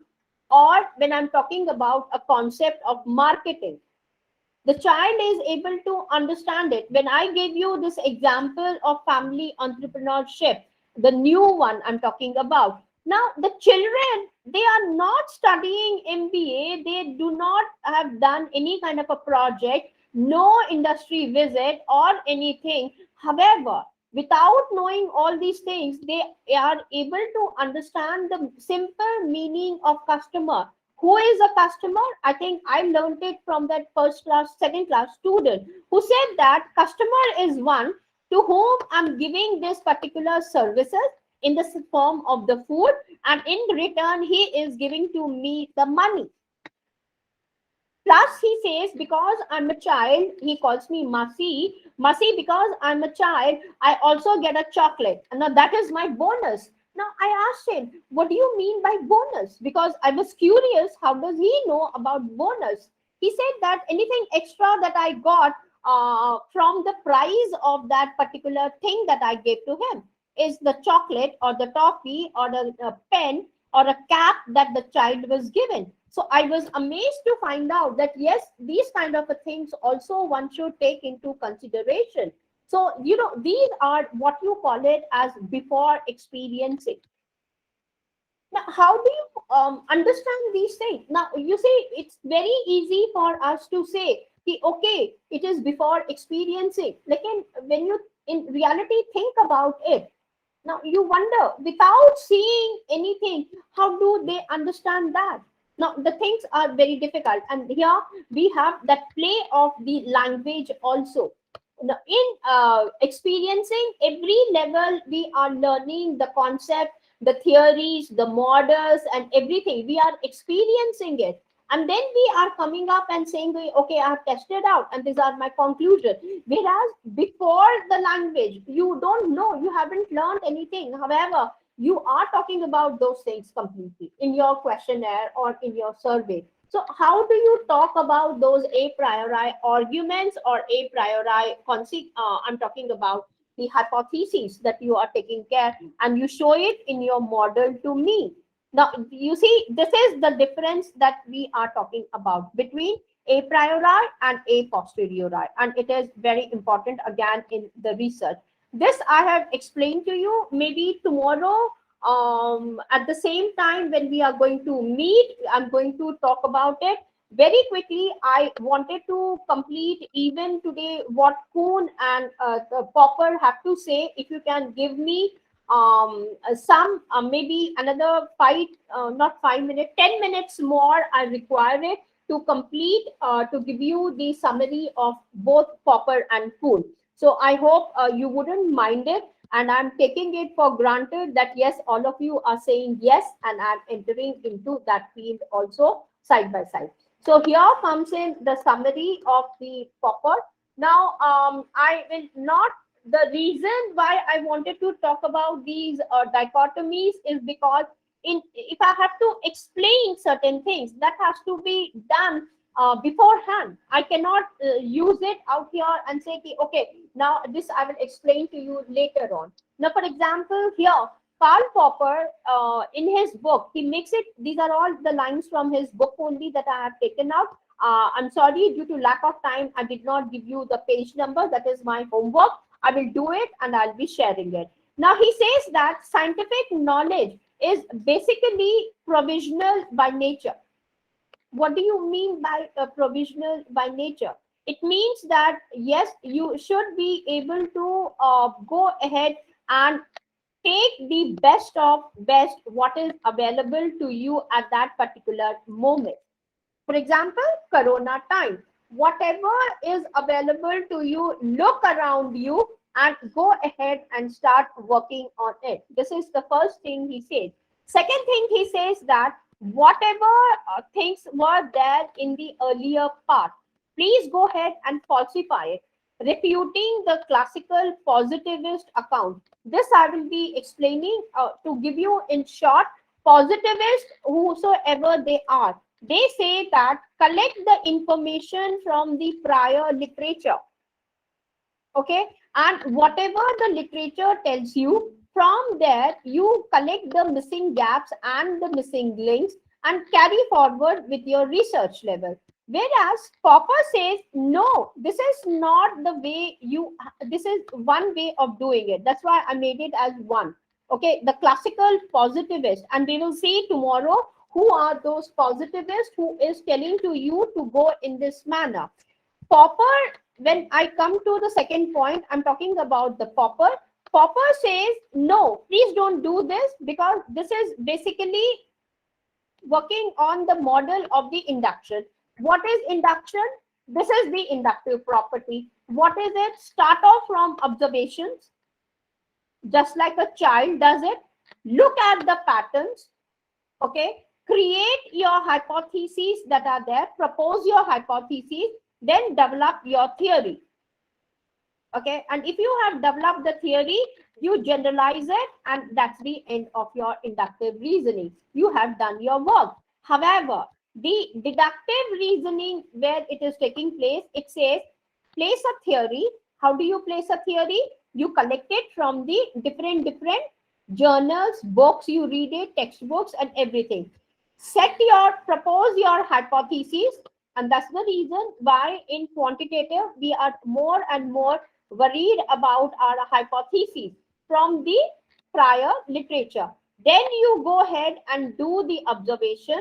From these observations, through the method of the test, due to the techniques and tools that are available, you go ahead and you confirm it in the conclusion. Okay, this is it, what is taking place, and this is what is not taking place. However, he says that don't use that method of induction. Go ahead with what you call it as the falsification principle. So he is an advocate of the falsification principle. What is the falsification principle? He says, number one, demarcate science from non-science. That means what? There are certain steps that you have to follow in a typical scientific knowledge, rather than from the non-scientific knowledge conditions that you have got. Okay, it suggests for a theory to be considered scientifically, it must be tested and conceivably proven false. So he says, if it is a scientific study, collect the data from the prior literature, that should be tested for you, and then it has to be proved as false. If you have proved it false, then you go ahead and establish your theory. This is the scientific method. Okay, whereas in non-sciences, we don't have these steps at all. We just go ahead, we don't falsify it, we either criticize it, even if we don't want to criticize it, we compare it and we carry forward. And you will be seeing these kind of steps coming in from different authors and different people. Popper and Kuhn are the most popular one, and most of the time in sciences, in almost all the 5 streams of engineering, I should say, computer sciences, they use this method only, and then they carry forward experimentation, medical studies, alternative studies. They also go ahead with this one. Even in the management, I have seen that individuals from other countries are using this technique, and then they go ahead with their future theses for making the prediction. Here he will be coming. The hypothesis that all swans are white can be falsified by observing a simple one case. And what was that case? Black swan. So Popper says science should be making an attempt to disprove a theory rather than an attempt to continuously support theoretical hypotheses. You're not supposed to keep on supporting the theoretical hypotheses that you're getting it. You need to come up to that critical part, which is absolutely necessary for you to go ahead and do something very good. And that is what he is looking for. After that, he says that what the science is doing is because he is a rationalist, number one. So he says that I'm not interested in inductivism at all. I am more interested to present what you call it as the falsification with the deductive logic. Now, what is deductive logic? I'm giving you in a very nutshell, without entering into it. You have got set of arguments. These arguments are prepared from 19 formats have been given to us, and through these 19 formats, you are supposed to make an argument. How do you make the argument? You are doing a survey. From a survey means sentences are there. These sentences are there in a proper languages like English, Hindi, Telugu, Bengali, Kannada, blah, blah, blah. You can carry forward any of the languages. So they say, please do not stop here. After this, translate your sentences into what you call it as statements, because it is these statements from where the knowledge would be acquired for you in the form of theories and everything. And it is not, sentences are right or wrong, correct or incorrect. Statements are what are true and false. Ultimately, when you have to do the falsification of it, it has to be in the form of the statements. Okay. Now, if you have got the statements, they are in some form. I'm just writing down here some form, which maybe I can give you a picture tomorrow as to how these forms are. From these forms, you construct the arguments using these 19 rules that are there for us, either for criticizing something or to present. Okay, here I can say for criticizing something, for creating dilemmas, for creating what else I was talking about, paradoxes. All those things are there. If arguments are there, then we have got set of fallacies. And I have already told you how many fallacies are there. Now, he though would be talking about the fallacies. When you come to Kuhn, Kuhn talks about not only fallacies, he says that there are certain anomalies also which are present in your arguments. So he says that you have to identify these anomalies and the fallacies which are there, and then carry forward with your analysis work. And if you are able to come till here, then you are coming into the domain of what you call it as valid and sound knowledge. Unless and until you are not with this kind of a stuff, then you are not entering into the valid and sound knowledge. If it is not a knowledge, then what is the use of your thesis or the research that you are taking care of it? This is the process that we usually take up when we are doing. Now, if you pick up at least 10 to 15 theses, which I said I'll be sharing it with you. I purposely did not share it at this moment. Reason, I wanted all of you to get introduced to these things and then carry forward to look at those chapters as to how they have done and how they nicely they are coming with those conclusions also side by side. So this is something which he has done. This I have already explained to you. Now, when the inductive evidences are limited, because you see, one subject, how many observations can that subject do? 10,000, 1 lakh, like PL is smart. You give it only respondents ka sample size of 300 data. What are we doing through smart PLS? Smart PLS is able to derive through bootstrapping 5,000. Then they tell you, okay, go for 10,000, 1 lakh, 20 lakh, 50, I don't know how many things they are trying to create those kind of tests and everything. They say that it is still limited. We are not observing the universe at all times and in all places. Are you able to do that? No. So my question to the engineers of that smart PLS is also this question. Tell me now, are you able to come up? However, we are generalizing and we say that yes, this is happening. Therefore, this is my conclusion. Or मैंने technique भी लगा लिया, सब कुछ हो गया. This is my conclusion, and I'm happy with that conclusion. However, if it was the Popper says, sorry, this is not the right way. Reason, if it is the scientific theory, it is making certain predictions. If they are making some predictions, that means they are tested. And if you are rejecting a theory, that means the predictions which are there. If you are rejecting this theory itself, that means it was not correct. And I can show it to you also. You need not worry. Tomorrow, when you are doing another research work for yourself, you will see that most of the papers, they go ahead and they give you the graphical interpretation of their results completely. That see, we are doing it in this manner. So what will happen? You can copy this one. There are software wherein you can copy this graph and you can generate the complete data that the person has collected. Okay, and from that data you know it very well how to create more data based upon some of the data that has been given, and you can do the predictions and see whether this person who is talking about all those predictions was actually right or he was not there. So you can create that data from here, come up, do the testing all by yourself and see, are both of you on the same page or are you on a different page? If you are on a different page, then you can say, okay, this goes away and mine is correct. That's where your critical rationalism or critical realism comes into the picture.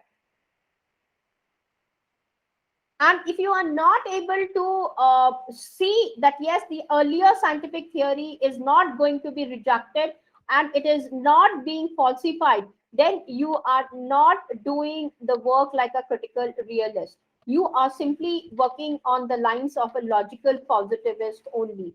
Tomorrow, we will see what logical positivists are doing and what critical realists are taking care of it, number one, and then they are taking care. Therefore, the software where the smart PLS is being made, when they are talking about bootstrapping and they are generating so many data from the 300 sample size that you have imported into the software, what are they trying to do? They are finding it out. The data that you have collected, if we generate more replicas of it, is it going to be still true or are we going to get some other results? If we are getting different results, that means you can go ahead and you can falsify this theory and you have taken up what you call it as a critical rationalist position or a critical realist position for full time for yourself. Now, this is where the entire contribution goes to Popper in that manner. Now, here is the one that he talks about, that Australasia, wherein they were talking about whatever it was there, about the white swans. However, when the person has reached to Australasia, he discovered that, black swans were existing in this world. So this thing goes away from me. So point is that Popper says, no matter how many observations are made to confirm a theory, there is always the possibility that a future observation could refute it. Induction cannot give you the certainty. Therefore, there always is what you call it as uncertainty of your research, and you will have to take it with a pinch of salt. And that's why in your future scope or limitations, you write, I did not explore this area. I did not explore this area. There are always the chances that we need to do our testing in this manner. Quantitative analysis itself is not enough. I want qualitative analysis also to be taken care of. Now, when we are doing with the neural networks, which is the highest form of the research, they have said neural networks itself is not enough. We are looking for the support from the qualitative analysis. Therefore, the continuum which is going to be there, the importance of qualitativeness comes into the picture from here. Neural network says, fine, you, through ANN, through CNN, you have done that. Now go in reality and find it out in the environment. Is this exactly taking place in that manner or not for us also side by side? Okay, so I don't think so. I would like to go more than here from this one. From this page, I don't want to be incomplete in my this thing, because these sentences are very powerful, and I have to explain to you before I can enter into the qualitative. So I will be starting off for this particular batch from here, and then carry forward whatever we are doing it in that manner. So I think I would like to stop here right now. And in case I see some of the questions, I don't know, again, how many of you are able to understand the concepts that I have given to you. Now here, let me go back and see what, oh my God, there are certain things. Yes. Good evening, good evening, good evening. Yes, Dolan is, ma'am, slide is not. Yes, yes, ma'am, sometime network. Okay, Ankita. Anshulka has said this because there is some delay in this. Okay, please 15 minutes. Okay. Kanika, I'm just coming. Just give me a moment. I'll take up your each one of yours. In fourth scenario, subject and object. No, Sanjay.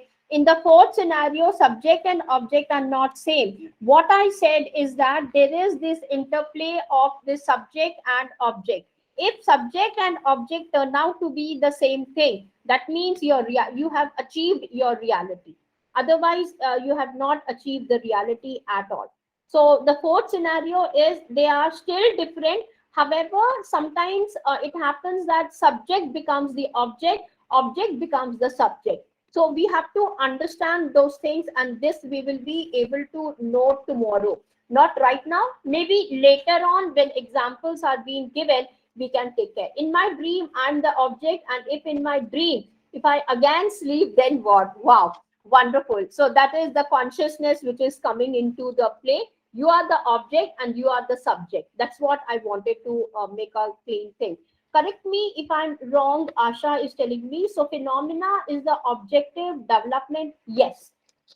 Yes, you are absolutely right. Phenomena is the objective development of the concepts, theories, and models based on our noumena experiences. Yes, and sometimes due to the presence of the experts, masters at the level of the phenomena, you are also again repeating the noumena experiences to reach to the objective development of the concepts that they are going to clarify it. Yasha is saying, please explain once more the difference between mind, brain, sense organ, and then we are taking the function at all. Okay, I'll just explain to you. Let me take up that particular slide, Yasha, where I was. And this is between a mind, body, and this one. I don't know where I am.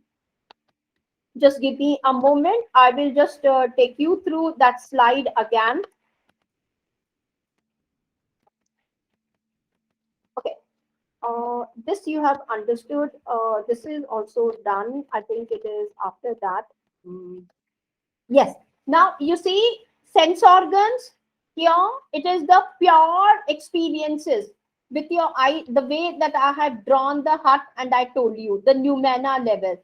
Now the next day. Okay. Let me take up this one, and in this I can show it to you. Oh, let me go ahead. Okay. Now what happens? Let me make this star, which is there. Screen is not visible. Ma'am, screen is not Yes, yes, yes, yes. presented. Yes, thank you. I'll just come up with the screen. Here we go. Thank you for reminding me. Otherwise, I could have gone just like that. Now, this is the star that I have drawn. Okay. Now, all of you have, okay, forget about it. Now, what happens is that I'm drawing this figure. Observe it all by yourself. And please be very honest when you are taking care of these things also. Okay. Now, you have seen how I have drawn this figure. I've used the word seen. That means you were literally watching the way I was drawing this figure, right? Now, this will become when you were watching it step by step. For example, like this. Then I have drawn, I know my pattern, I have drawn this. Then I will go like this, and then like this. After that, what did I do? I did like this, I did like this, I did like this. Then I drew this one. After that, again, what was my next step? I have to take it up here. This only, this, and this, and then I draw like this one. And in next one, I went like this, and then I came up. I'm sorry about the wrong. However, you have seen it step by step. Now, each of these steps that are there are your sense experiences. Pure sense experiences they are. Okay. You did not use any kind of concepts. You are simply looking at what I was doing. So I would call these things to be as seeing. And later on, if you are so serious and if you are reading the book by Kant, he talks about being. Now, that something at the higher level, I don't use it out here, especially if I have to introduce the research philosophies of existentialism, I will go mad, because there they are talking about being. Now, that is where this seeing is taking place out here. And this seeing is what they call it as pure sense experiencing level, pure sense experiences. I'm talking about here simply pure experiences, and these are very much necessary for certain schools. And if that, and that's why the dichotomy has come into the picture, where I was talking about a posteriori and a priori. So here, once you have completed the pure experiences, now this may take up immediately also. Sometimes it might take up a lot of time. So we have the nature N1, N2, N3, N4, N5, like that. It can continue at different time periods and different spaces also. Both of them I'm talking about. So you are purely from here to here. You are purely in the noumena level. You have not reached to any other level. It is purely the sense experiences. So this is Yasha called as sense organs, importance of the sense organs. Simple. This is at the sense organ level. Now, who left out and who has come into the picture? Vaishali. Okay, 10:30, so she's there. Okay, let her also enter now. Now, when you are looking at this, once the sense organs or the noumena, I don't know how much time you would be taking. No, we don't know. These are all, again, your observations only. It can noumena or observations, O1, O2, O3, I don't know how many times it will be going.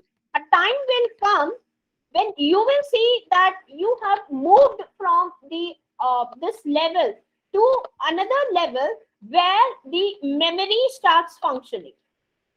You will say, oh, we are talking about that particular line which Ramani drew, or at the second time when I'm talking about my first line. Your memory starts working. Now, this is where Yasha, brain, will enter for us. Are you with me, Yasha? Yes, ma'am. Okay, this is where the memory function, your remembrances are coming in. Though there is that slight division, I'm telling you that, and you have to recognize that division also. it is compulsory for us. Now the brain functions because memory is there, and you are talking, you're conversing, your concepts are built, your development is taking place, the theories are also there, models are also there, you have proposed your everything taking place. However, how the mind comes into the picture suddenly when you are reading, you have seen, I hope so, all of you possess, I mean, most of you must have attended Dr. Neeraj Kaushik's workshop in some form, in one way or the other. He talks about young Chinese fellows, I don't know which university he is, Jung's thesis. Remember, he always does that. That is a wonderful thing where you will see that in his model, when I was reading that thesis, I saw that everything was fine for him. How did his mind work? He saw that in his model, things were coming up. I don't remember which way he talks about. And he says that, fine, this is the model that has been given to me. However, there is this mediation model which has to be taken care of, and he introduces this mediatory role of something out here, and he says that this is what my contribution is. This is what I say is the mind is entering into. It is not the brain did not work. This is his contribution, and those contributions you will see, I mean, some people call it as the sixth sense. Some people will say that yes, some kind of a paradigm shift has taken place. I'm not even saying that yes, it has to be a sixth sense. However, when you are reading something, or let's say you have compared I don't know how many papers you read, after some time, you know, there is that kind of seeing where you say, oh my God, why is it that the person did not think in that manner? Now, that is what we are looking for. And that is always gifted, God gifted one, I would say, or by luck or by hard work, you can say, or due to your peers or due to your expert, you are able to achieve that kind of a training. And you are given that thing and you come up. That is where the mind comes into the function. Best example is one that I give you is, you start sleeping, you're very tired, you sleep away, suddenly in your dream you see something and you wake up and you say, oh, why I could not see that earlier, you know. And when you go to give you another example, sometimes it happens that you are wondering. Now, for example, this really happened with me, and I was writing a paper on the concept of dating, and I was literally reading, I don't know how many, I went to a lovely professional university for some workshop over there, and I ate completely, you know, I was so stubborn kind of a person that I really went to the librarian in the evening. I requested the management department that please, in the evening we are free, can we use your library? They said that library is 24/7 open, you can go and we will let the information that yes, you can utilize the library activities. So I had to go because they had that software JGate, and I asked them, can you please search for me all the articles wherein there is this concept of dating, and can you download it and give it to me? So they were, I don't know, more than 5 lakhs, 6 lakhs of things that were given to me, and still nobody, you know, defined the concept of dating. One fine day, I was sitting with my nieces, and we were watching that movie Enchanted, where that fairy comes down, you know, into the house of that lawyer who has fallen in love, and the lawyer is a divorcee, he has a small girl, and you know, in that between there is that beautiful song which takes place. It's a wonderful song, and immediately my niece, who is just 6 years or 7 years, and she started saying, Masi, now you see, she will be dating him. I just looked at her. I said, how do you know that she is dating? Because she's from America, so she was watching, and she watched this movie for quite a long time. So she was able to understand what exactly it was, and she was able to carry forward. Then the question arises. I asked her, How do you know? Then she said, ab dekhna, she will be wearing her dresses very nicely. She would be going out with him. They would be in a park, and they would be, song would be there, dancing would be there. She would be enjoying, and the ball dancing is there. And then I realized it. Okay, so dating means that whenever we are talking about all these things, there are these things also which are taking place, and they are supposed to know it. And then I started writing my paper on that after looking and analyzed that particular song from Enchantedness, from Enchanted Enchantress or Enchanted Story or something like that. Now that is how the things come and they help you out to go further. However, it is necessary that yes, you have to do those kind of observations from the Lumena level, and you need to go ahead into the mind level also side by side. The concepts are there, everything is there with you, and you will see that these things would be coming into the picture. Now when they would be another expert who would be coming in, they would be giving you better examples about more as to how the brain is functioning and what happens when you are at the level of the mind. And I will share another small story. Kindly read it out in the morning. I will do it, not at the night. I will be able to share it with you all. I want all of you to read that particular story. Not a story, I would say it was a clinical trial and an experience of the doctor.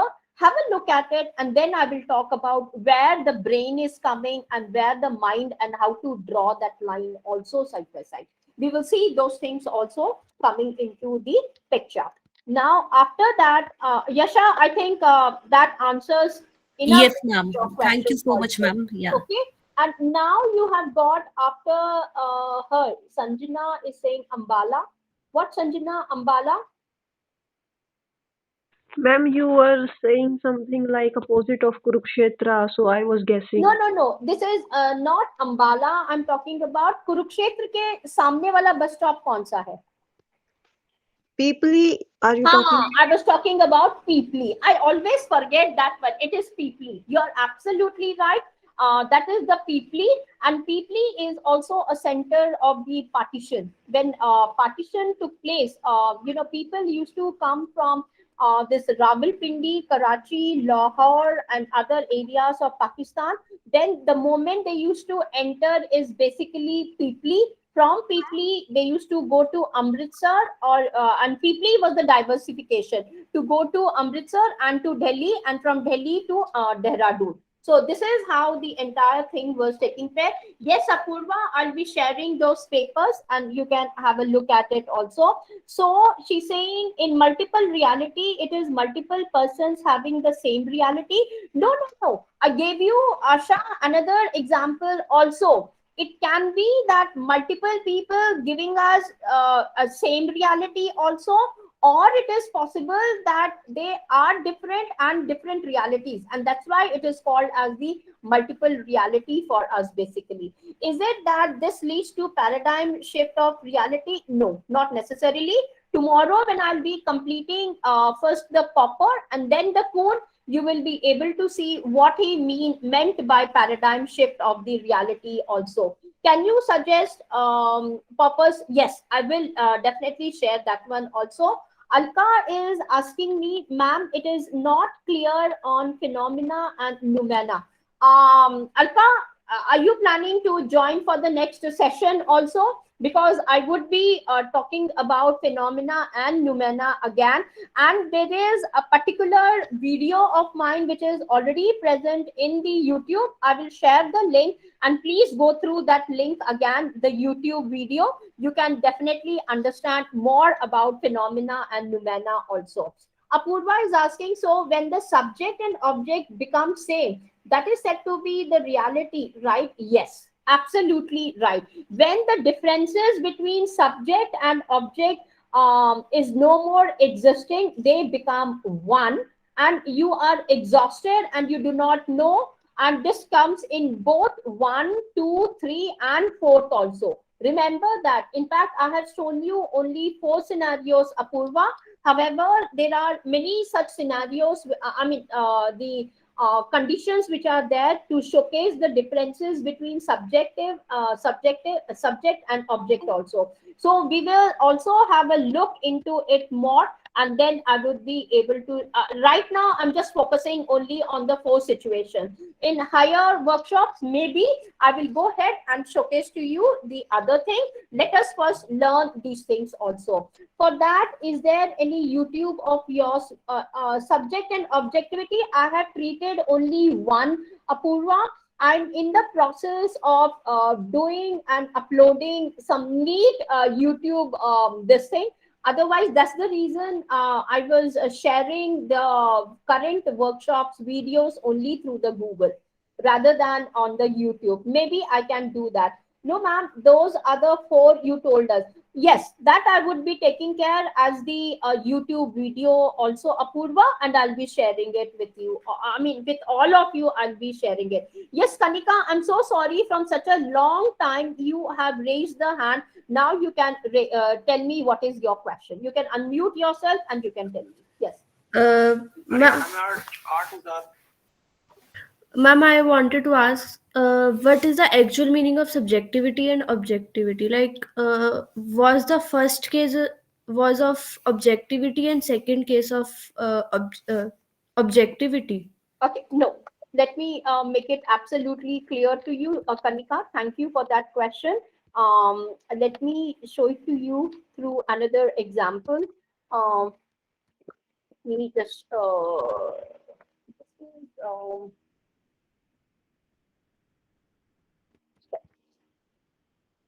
just save it and let me go to this one. See, there is this individual, okay? The individual with presence of, this is how we define a subject. Individual, subject, out here, number one. Number two, we would say that this individual who is there, such a horrible diagram of mine, who is there, this individual, okay. Now, this individual is a summation of body,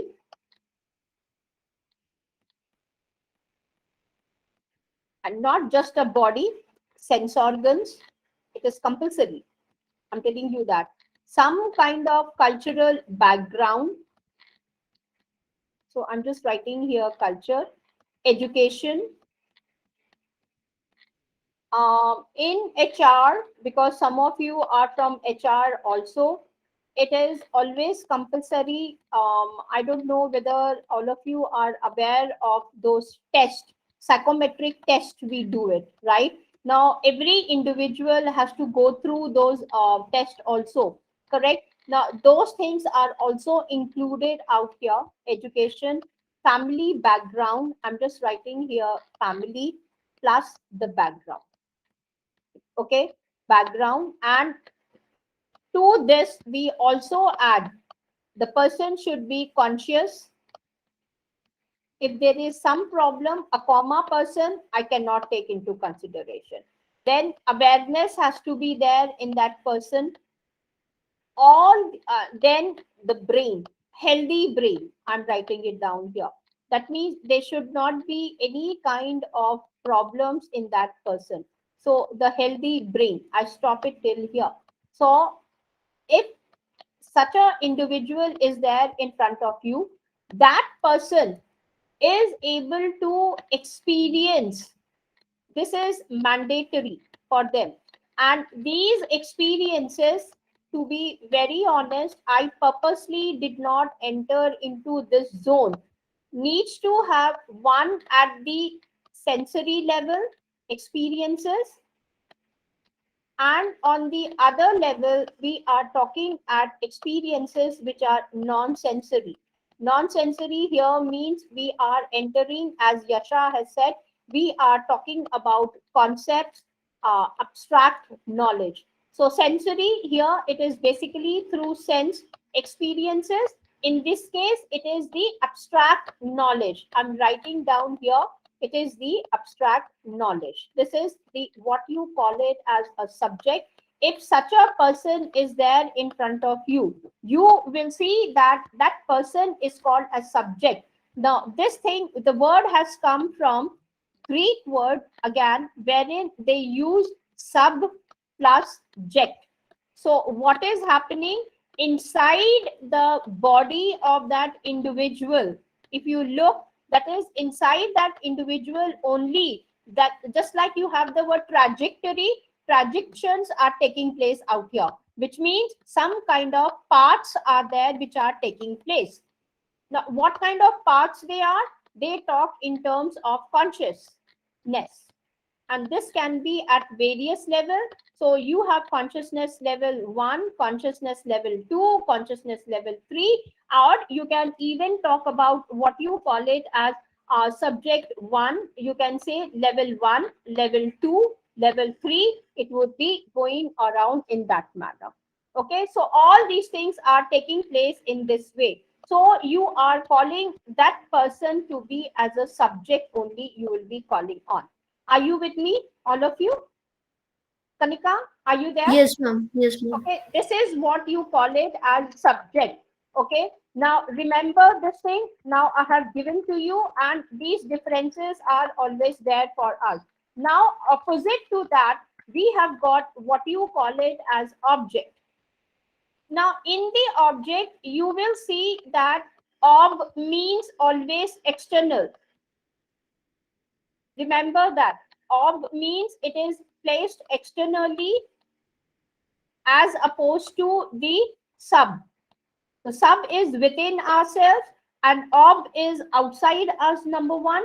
And jet, I told you the parts. And that's why I said when I was explaining to you, in one first case, it is the subject which is looking at the object because those are the parts of the subject which is carrying forward. And this is something you will see common in all the schools that are talking about. However, when this was the first scenario that I was talking about. However, in the second scenario, you will be seeing that yes, object is there on one side and on the other side, you have got the subject. However, in the second scenario, it is the object which gives its appearances to the subject in this way.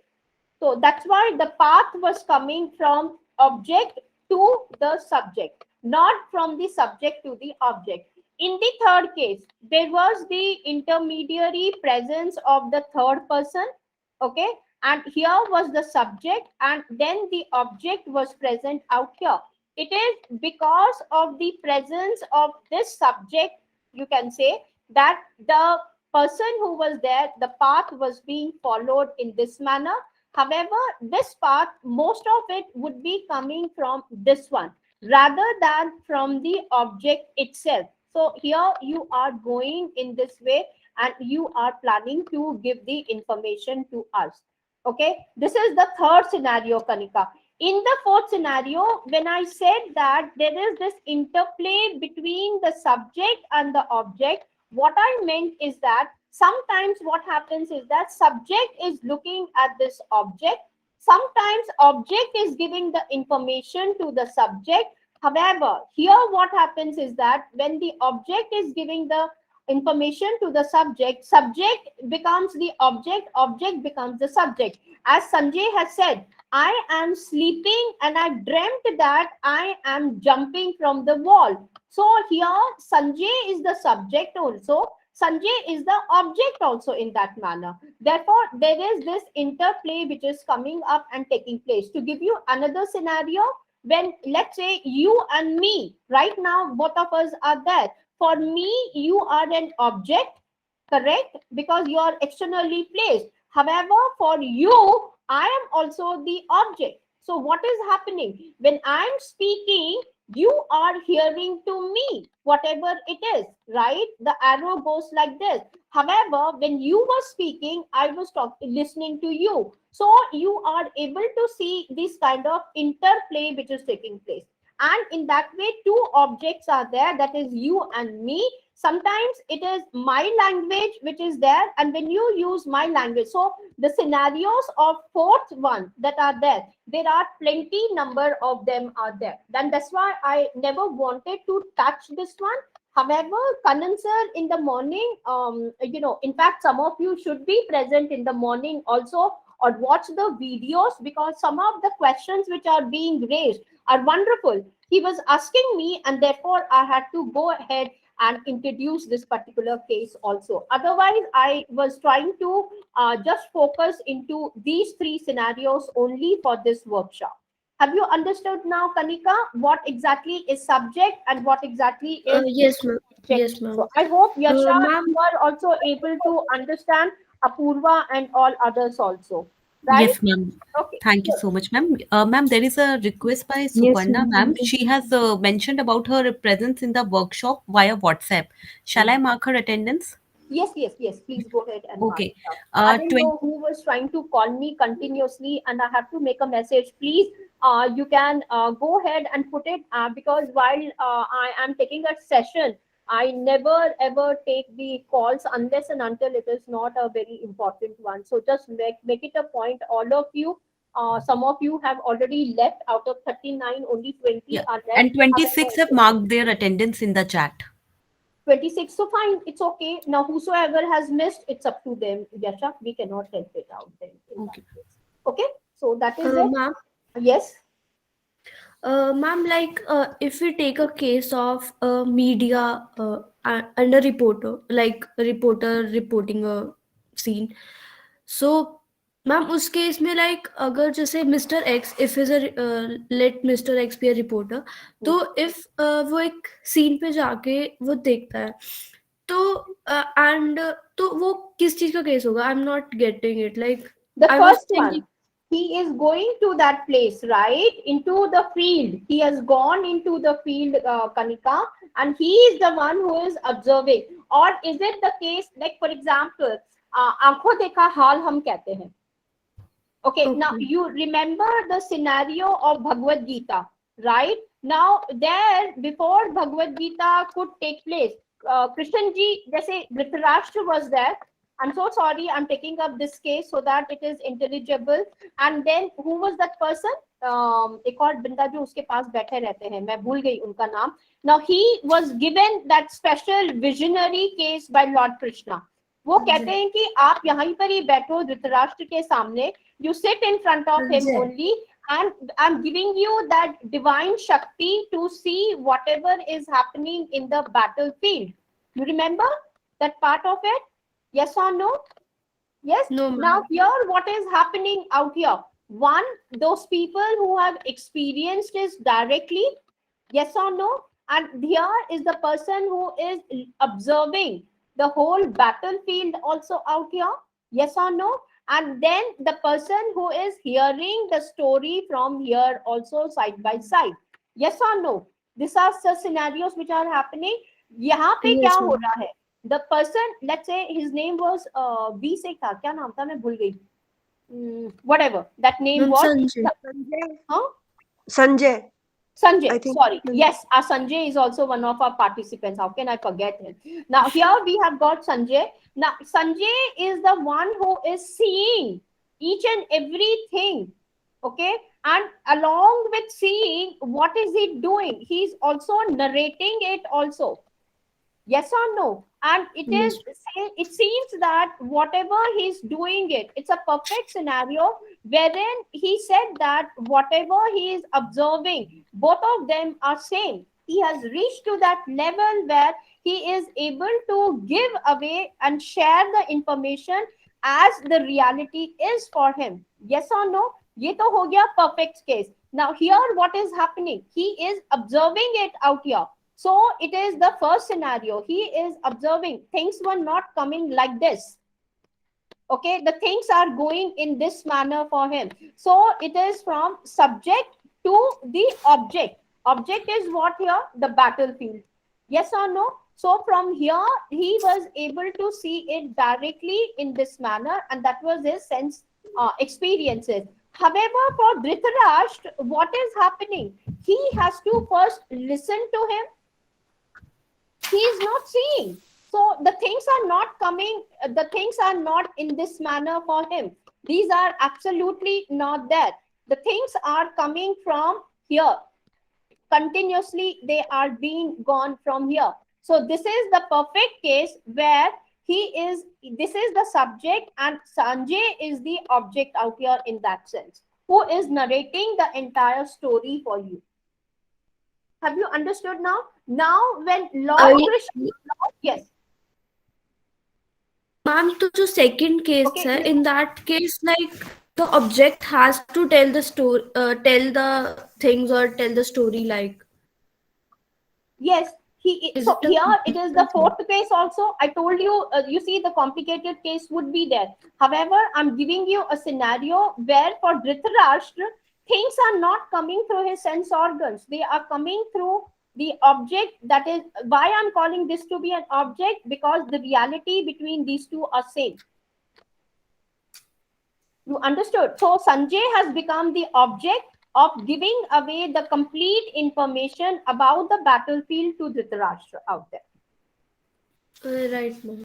Okay, whereas here when I'm talking about Krishna and Arjun, here also you will see that Krishna is telling him again and again, see this, see this, see this. Okay, however, there were certain shortcomings in Arjun, because of which he was not able to see the reality properly. Therefore, Krishna becomes the expert, and then he is sharing that information to him completely till the time Krishna, whatever he wanted to tell to Arjun, Arjun is able to receive it completely only after some time. Now, this is an analysis that has been done in a very nice manner through the chapter number 3 from verses 11 to 33. This I can tell you because I presented a paper on this one only. Though it was in a different context, it was not in the terms of. Now, I think Kanika, myself, and all of us together, we can write one paper only to make you and get the work published on the differences between subject and objective through this particular story itself. I think it would be a fabulous one, and people are asking for this paper in one of the conferences. So I think all of us can join us together in this one. Ma'am, Yes. last question. Ma'am, तो जो ये like what all we discussed today, so what's the actual use of things? Like, how do we have to express these things? Now, when you are coming into qualitative research, Kanika, Yes, or ma'am. even into the quantitative, because I know what Yasha had asked one of our teachers, and everything. I have seen her questions and her interpretation. So there are two ways in which you will have to understand all these dichotomies before even, like today I have used the word positivism, then I have also used the word using Popper's definition. I introduced what you call it as the critical realism. Yes or no? On the other hand, this is from the quantitative perspective. However, if we go, when we go into the qualitative part of it, okay, and now let me make it quali out here. When I go into the quali, okay, and I'm not satisfied with my results out here, I'm taking the help of the qualitative research now. When I'm doing it, you will come across all these difficulties are coming in. Tomorrow, let's say you start off with a phenomenological qualitative research. Okay, now, or even narrative. Let me begin with a simple case of narrative. You have already taken an interview, let's say, like I had done with my maid. Okay, now what did I do? I did not allow maid a lot. What kind of a narrative analysis was there for Ramini? I was the subject, maid is my objective out here without her knowledge. I started asking her the questions one after the other, and what she was doing, she was simply giving me the answers about my questions that I'm taking care of it. Yes or no? This is one scenario of the quantitative. So here I'm taking up the first case whereas my object is my maid, and the way I started asking her the questions and everything. Second scenario is when you go into the field. When you go into the field, let's say this is your object which is existing in reality. Now you are the person who is making the observations about this particular object. It can be an annual report, it can be an investment case that you're talking about, it can be a stock. You are looking it from your perspective. This is the second case that we are looking for. However, at that time you are supposed to mention it before the you write it down about the significance. Under introduction, you can make various sections about this and say that yes, my scenario is this one. It was me who was making the observations, rather than at the, if you are, let's say, going ahead, this is the object, these are your respondents. Okay, now respondent one is there. Now here respondent one is the one who is giving you the information. It is coming in this manner, and you are as a subject mum completely. This is the scenario of the second case, and you say that I got entire information from this person. I did not raise any kind of a question out here. It was all the information, all the knowledge that I have got is from this object. That is, it can be a respondent, it can be an object, it can be an activity. Like for example, if you go to a company, what happens in PI rounds? All of us are given the interviews. PI round means personal introduction round. HR person is mom. She is the subject over there. Now she is just mom, and let's say Kanika, you are there, I am there, Asha is there, Apurva is there, Yasha is there. Now what does the person tell each one of us? They say, okay, it's a personal introduction level. Please introduce yourself. Now she is mom. She is just noting down what Ramani has said, what Yasha has said, what Kanika has said, what Asha has said, or it can what Apurva has said. This is where your second case would be falling in.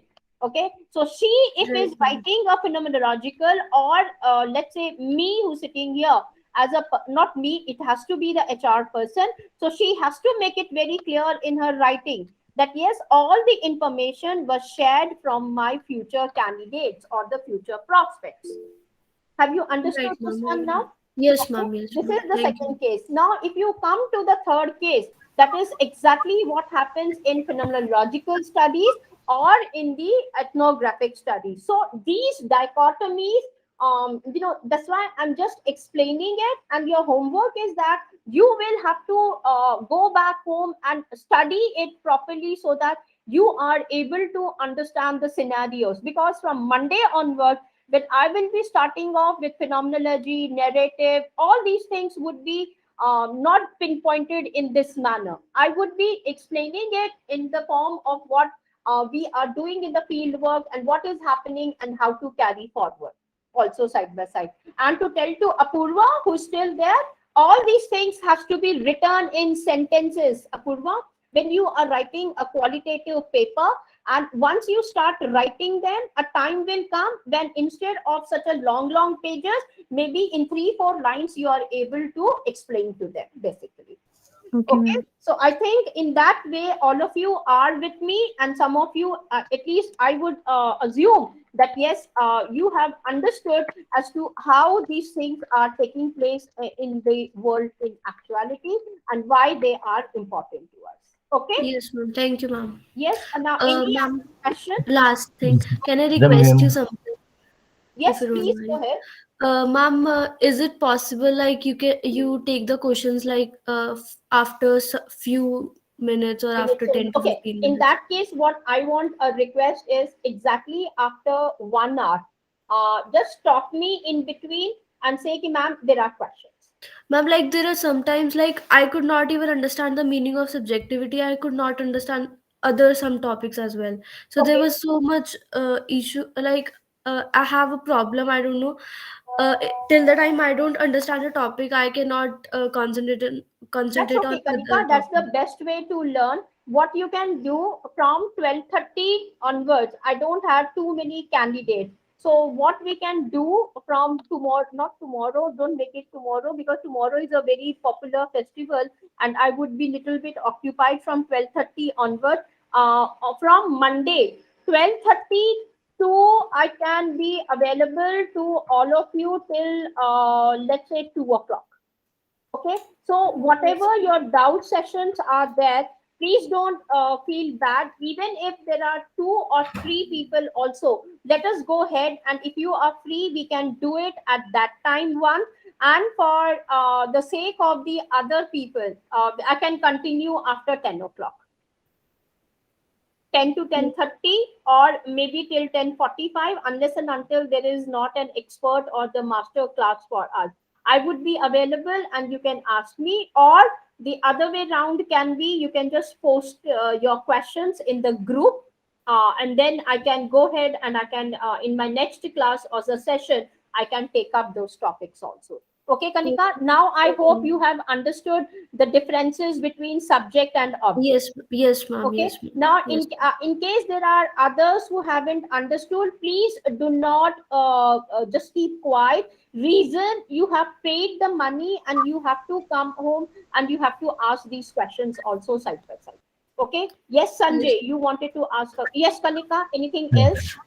Oh, ma'am. Thank you, ma'am. Okay, yes, Sanjay. Ma'am ma'am एक छोटा सा question है, जैसे आपने बताया कि महाभारत का concept ले रही हैं आप, तो महाभारत के कॉन्सेप्ट में जो है संजय है कि वो जो देख रहा है सिर्फ वो बता रहा है, उसमें अपना कुछ नहीं बता रहा है। लेकिन एक बार्बिक भी है जिसको हम लोग खाटू श्याम के नाम से जानते हैं राजस्थान में, वो एट द एंड में समराइज करते हैं पूरा महाभारत को, उसको हम लोग इसमें कौन, कैसे व्यास लेंगे? मुनि कह रहे हो जिसने लिखा था महाभारत?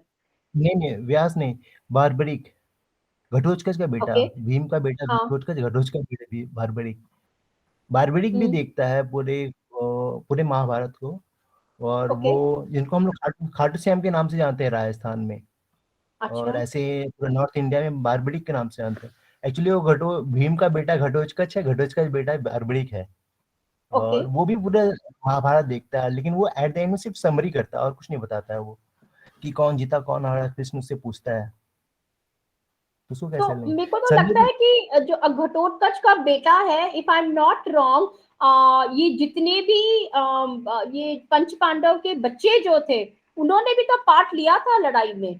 तो दैट वाज द डायरेक्ट, जहां तक मेरे को, क्योंकि I am a scholar of Mahabharata Sanjay, scholar in the sense I keep reading and writing about them. जहां अगर मैंने ये नाम अगर आप बता रहे हो तो एक बार मेरे को ये वाला जो है व्हाट्सअप कर दो। Let me also read it also about what is the source. Tomorrow, not tomorrow, day after tomorrow on Sunday, I would be talking about what you call it as sources of knowledge. अभी तक हमने इतना सारा बोल रही थी मैं, scientific knowledge and everything.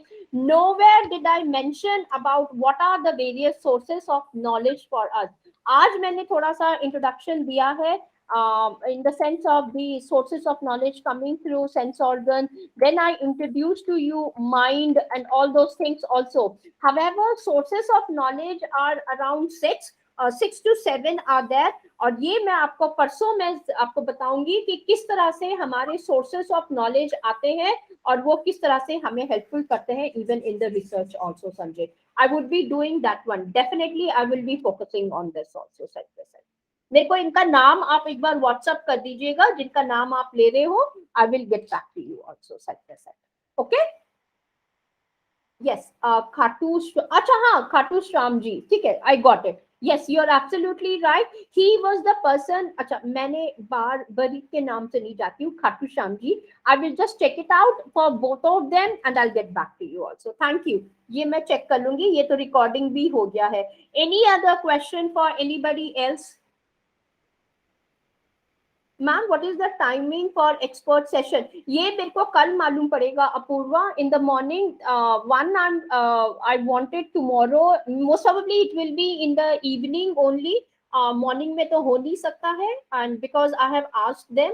And secondly एक संडे को भी है, and timing also I will be posting it tomorrow by afternoon तक। I will be telling it, and that will be in addition to our selected slots, right?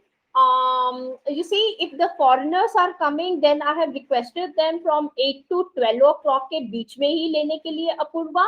In case, because they are coming from different countries, most of them have agreed from 8 to 12. And in case they want to do from 10 to 12:30 or 1 o'clock, yes, that would be in addition to this one. And nobody till now has selected for the morning or the afternoon hours. So it would be in the evening only for all of us in that manner.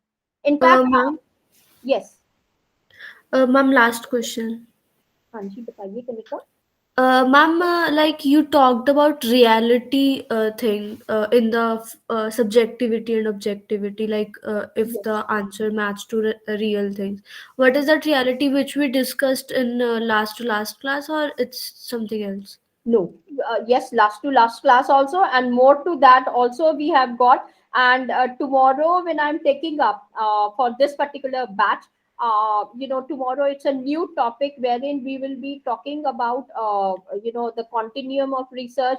I'll be introducing to you the schools of the research philosophies that we have got. At that time you would be coming to know more about the reality also, Oh, 100%. okay, ma'am. So Okay, I ma'am. just want you to wait till tomorrow and you'll Sure, be ma'am. getting more of the idea about it. And one more thing that I wanted to ask, the 15 of you who are present, 14 of you, all of you are able to get the access to the videos, right? Yes, ma'am. Yes, Purposely, yes, we will be talking about the truth. Truth is the most difficult concept, Sanjay. Do not allow me to enter into those, I should say, the serious areas right now. However, yes, we should be able to discuss something little bit, not more about the truth and reality. That itself is a big topic for us. So we will see how to cover. First question to all of you is, you were able to get the access to the videos link that I have given to you, because I yes. did not get back any kind of a thing. Number one. Yes, ma'am. Number two, I wanted to ask you one more thing which I have forgotten. Totally. Let's see how it comes about, and then I will go and ask in the WhatsApp group. Now, I think the people who were with me from 8 o'clock onwards, they can leave the group, and let me see if the others have joined me up or not, because it's almost 11 o'clock, so I don't know how to go about with the rest of them. So some of you, thank you for joining me up, and I'm so happy that some of you are literally interested to know about these topics of research also. Now I'm really happy that some of you who would be going out after this particular workshop would be able to share your knowledge with others and talk about with others also and take care of it. Yes, thank you, Apurva. Good night and take care. So Thank I you, don't ma'am. know what about the others who are there from 10:30 batch. Thank you, Sanjay. Yes, you can also leave. And I don't know, others are there from the other team. Yes, thank you, Yasha. Ashutosh sir, you are there from the morning. Very good. Francis, you were also there. Mayank has joined. Sanjana is for this stream. Vaishali and Yasha is also there. Okay. Now, thank you. Now, I'm continuing with this particular recording only. For the next batch who are there, I have Mayank, Vaishali, Sanjana. That's it. Eight of yours are there. One, two, three, four, five, six, seven. I can see who's the eighth one. I don't know. Now, can you just give me a break of 5 to 10 minutes, not more than that, because I'm speaking continuously from 8 o'clock. I will just join. It is 11:10. By 11:20, I will be joining up. Okay, is that okay for the Vaishali, Mayank, and all? Hello. Okay, Sanjay is the one who's saying okay. All right, thank you, Mayank. So by 11:20, I will be joining up for that, and then we will start off with this one. Just give me 10 minutes exactly, not more than that.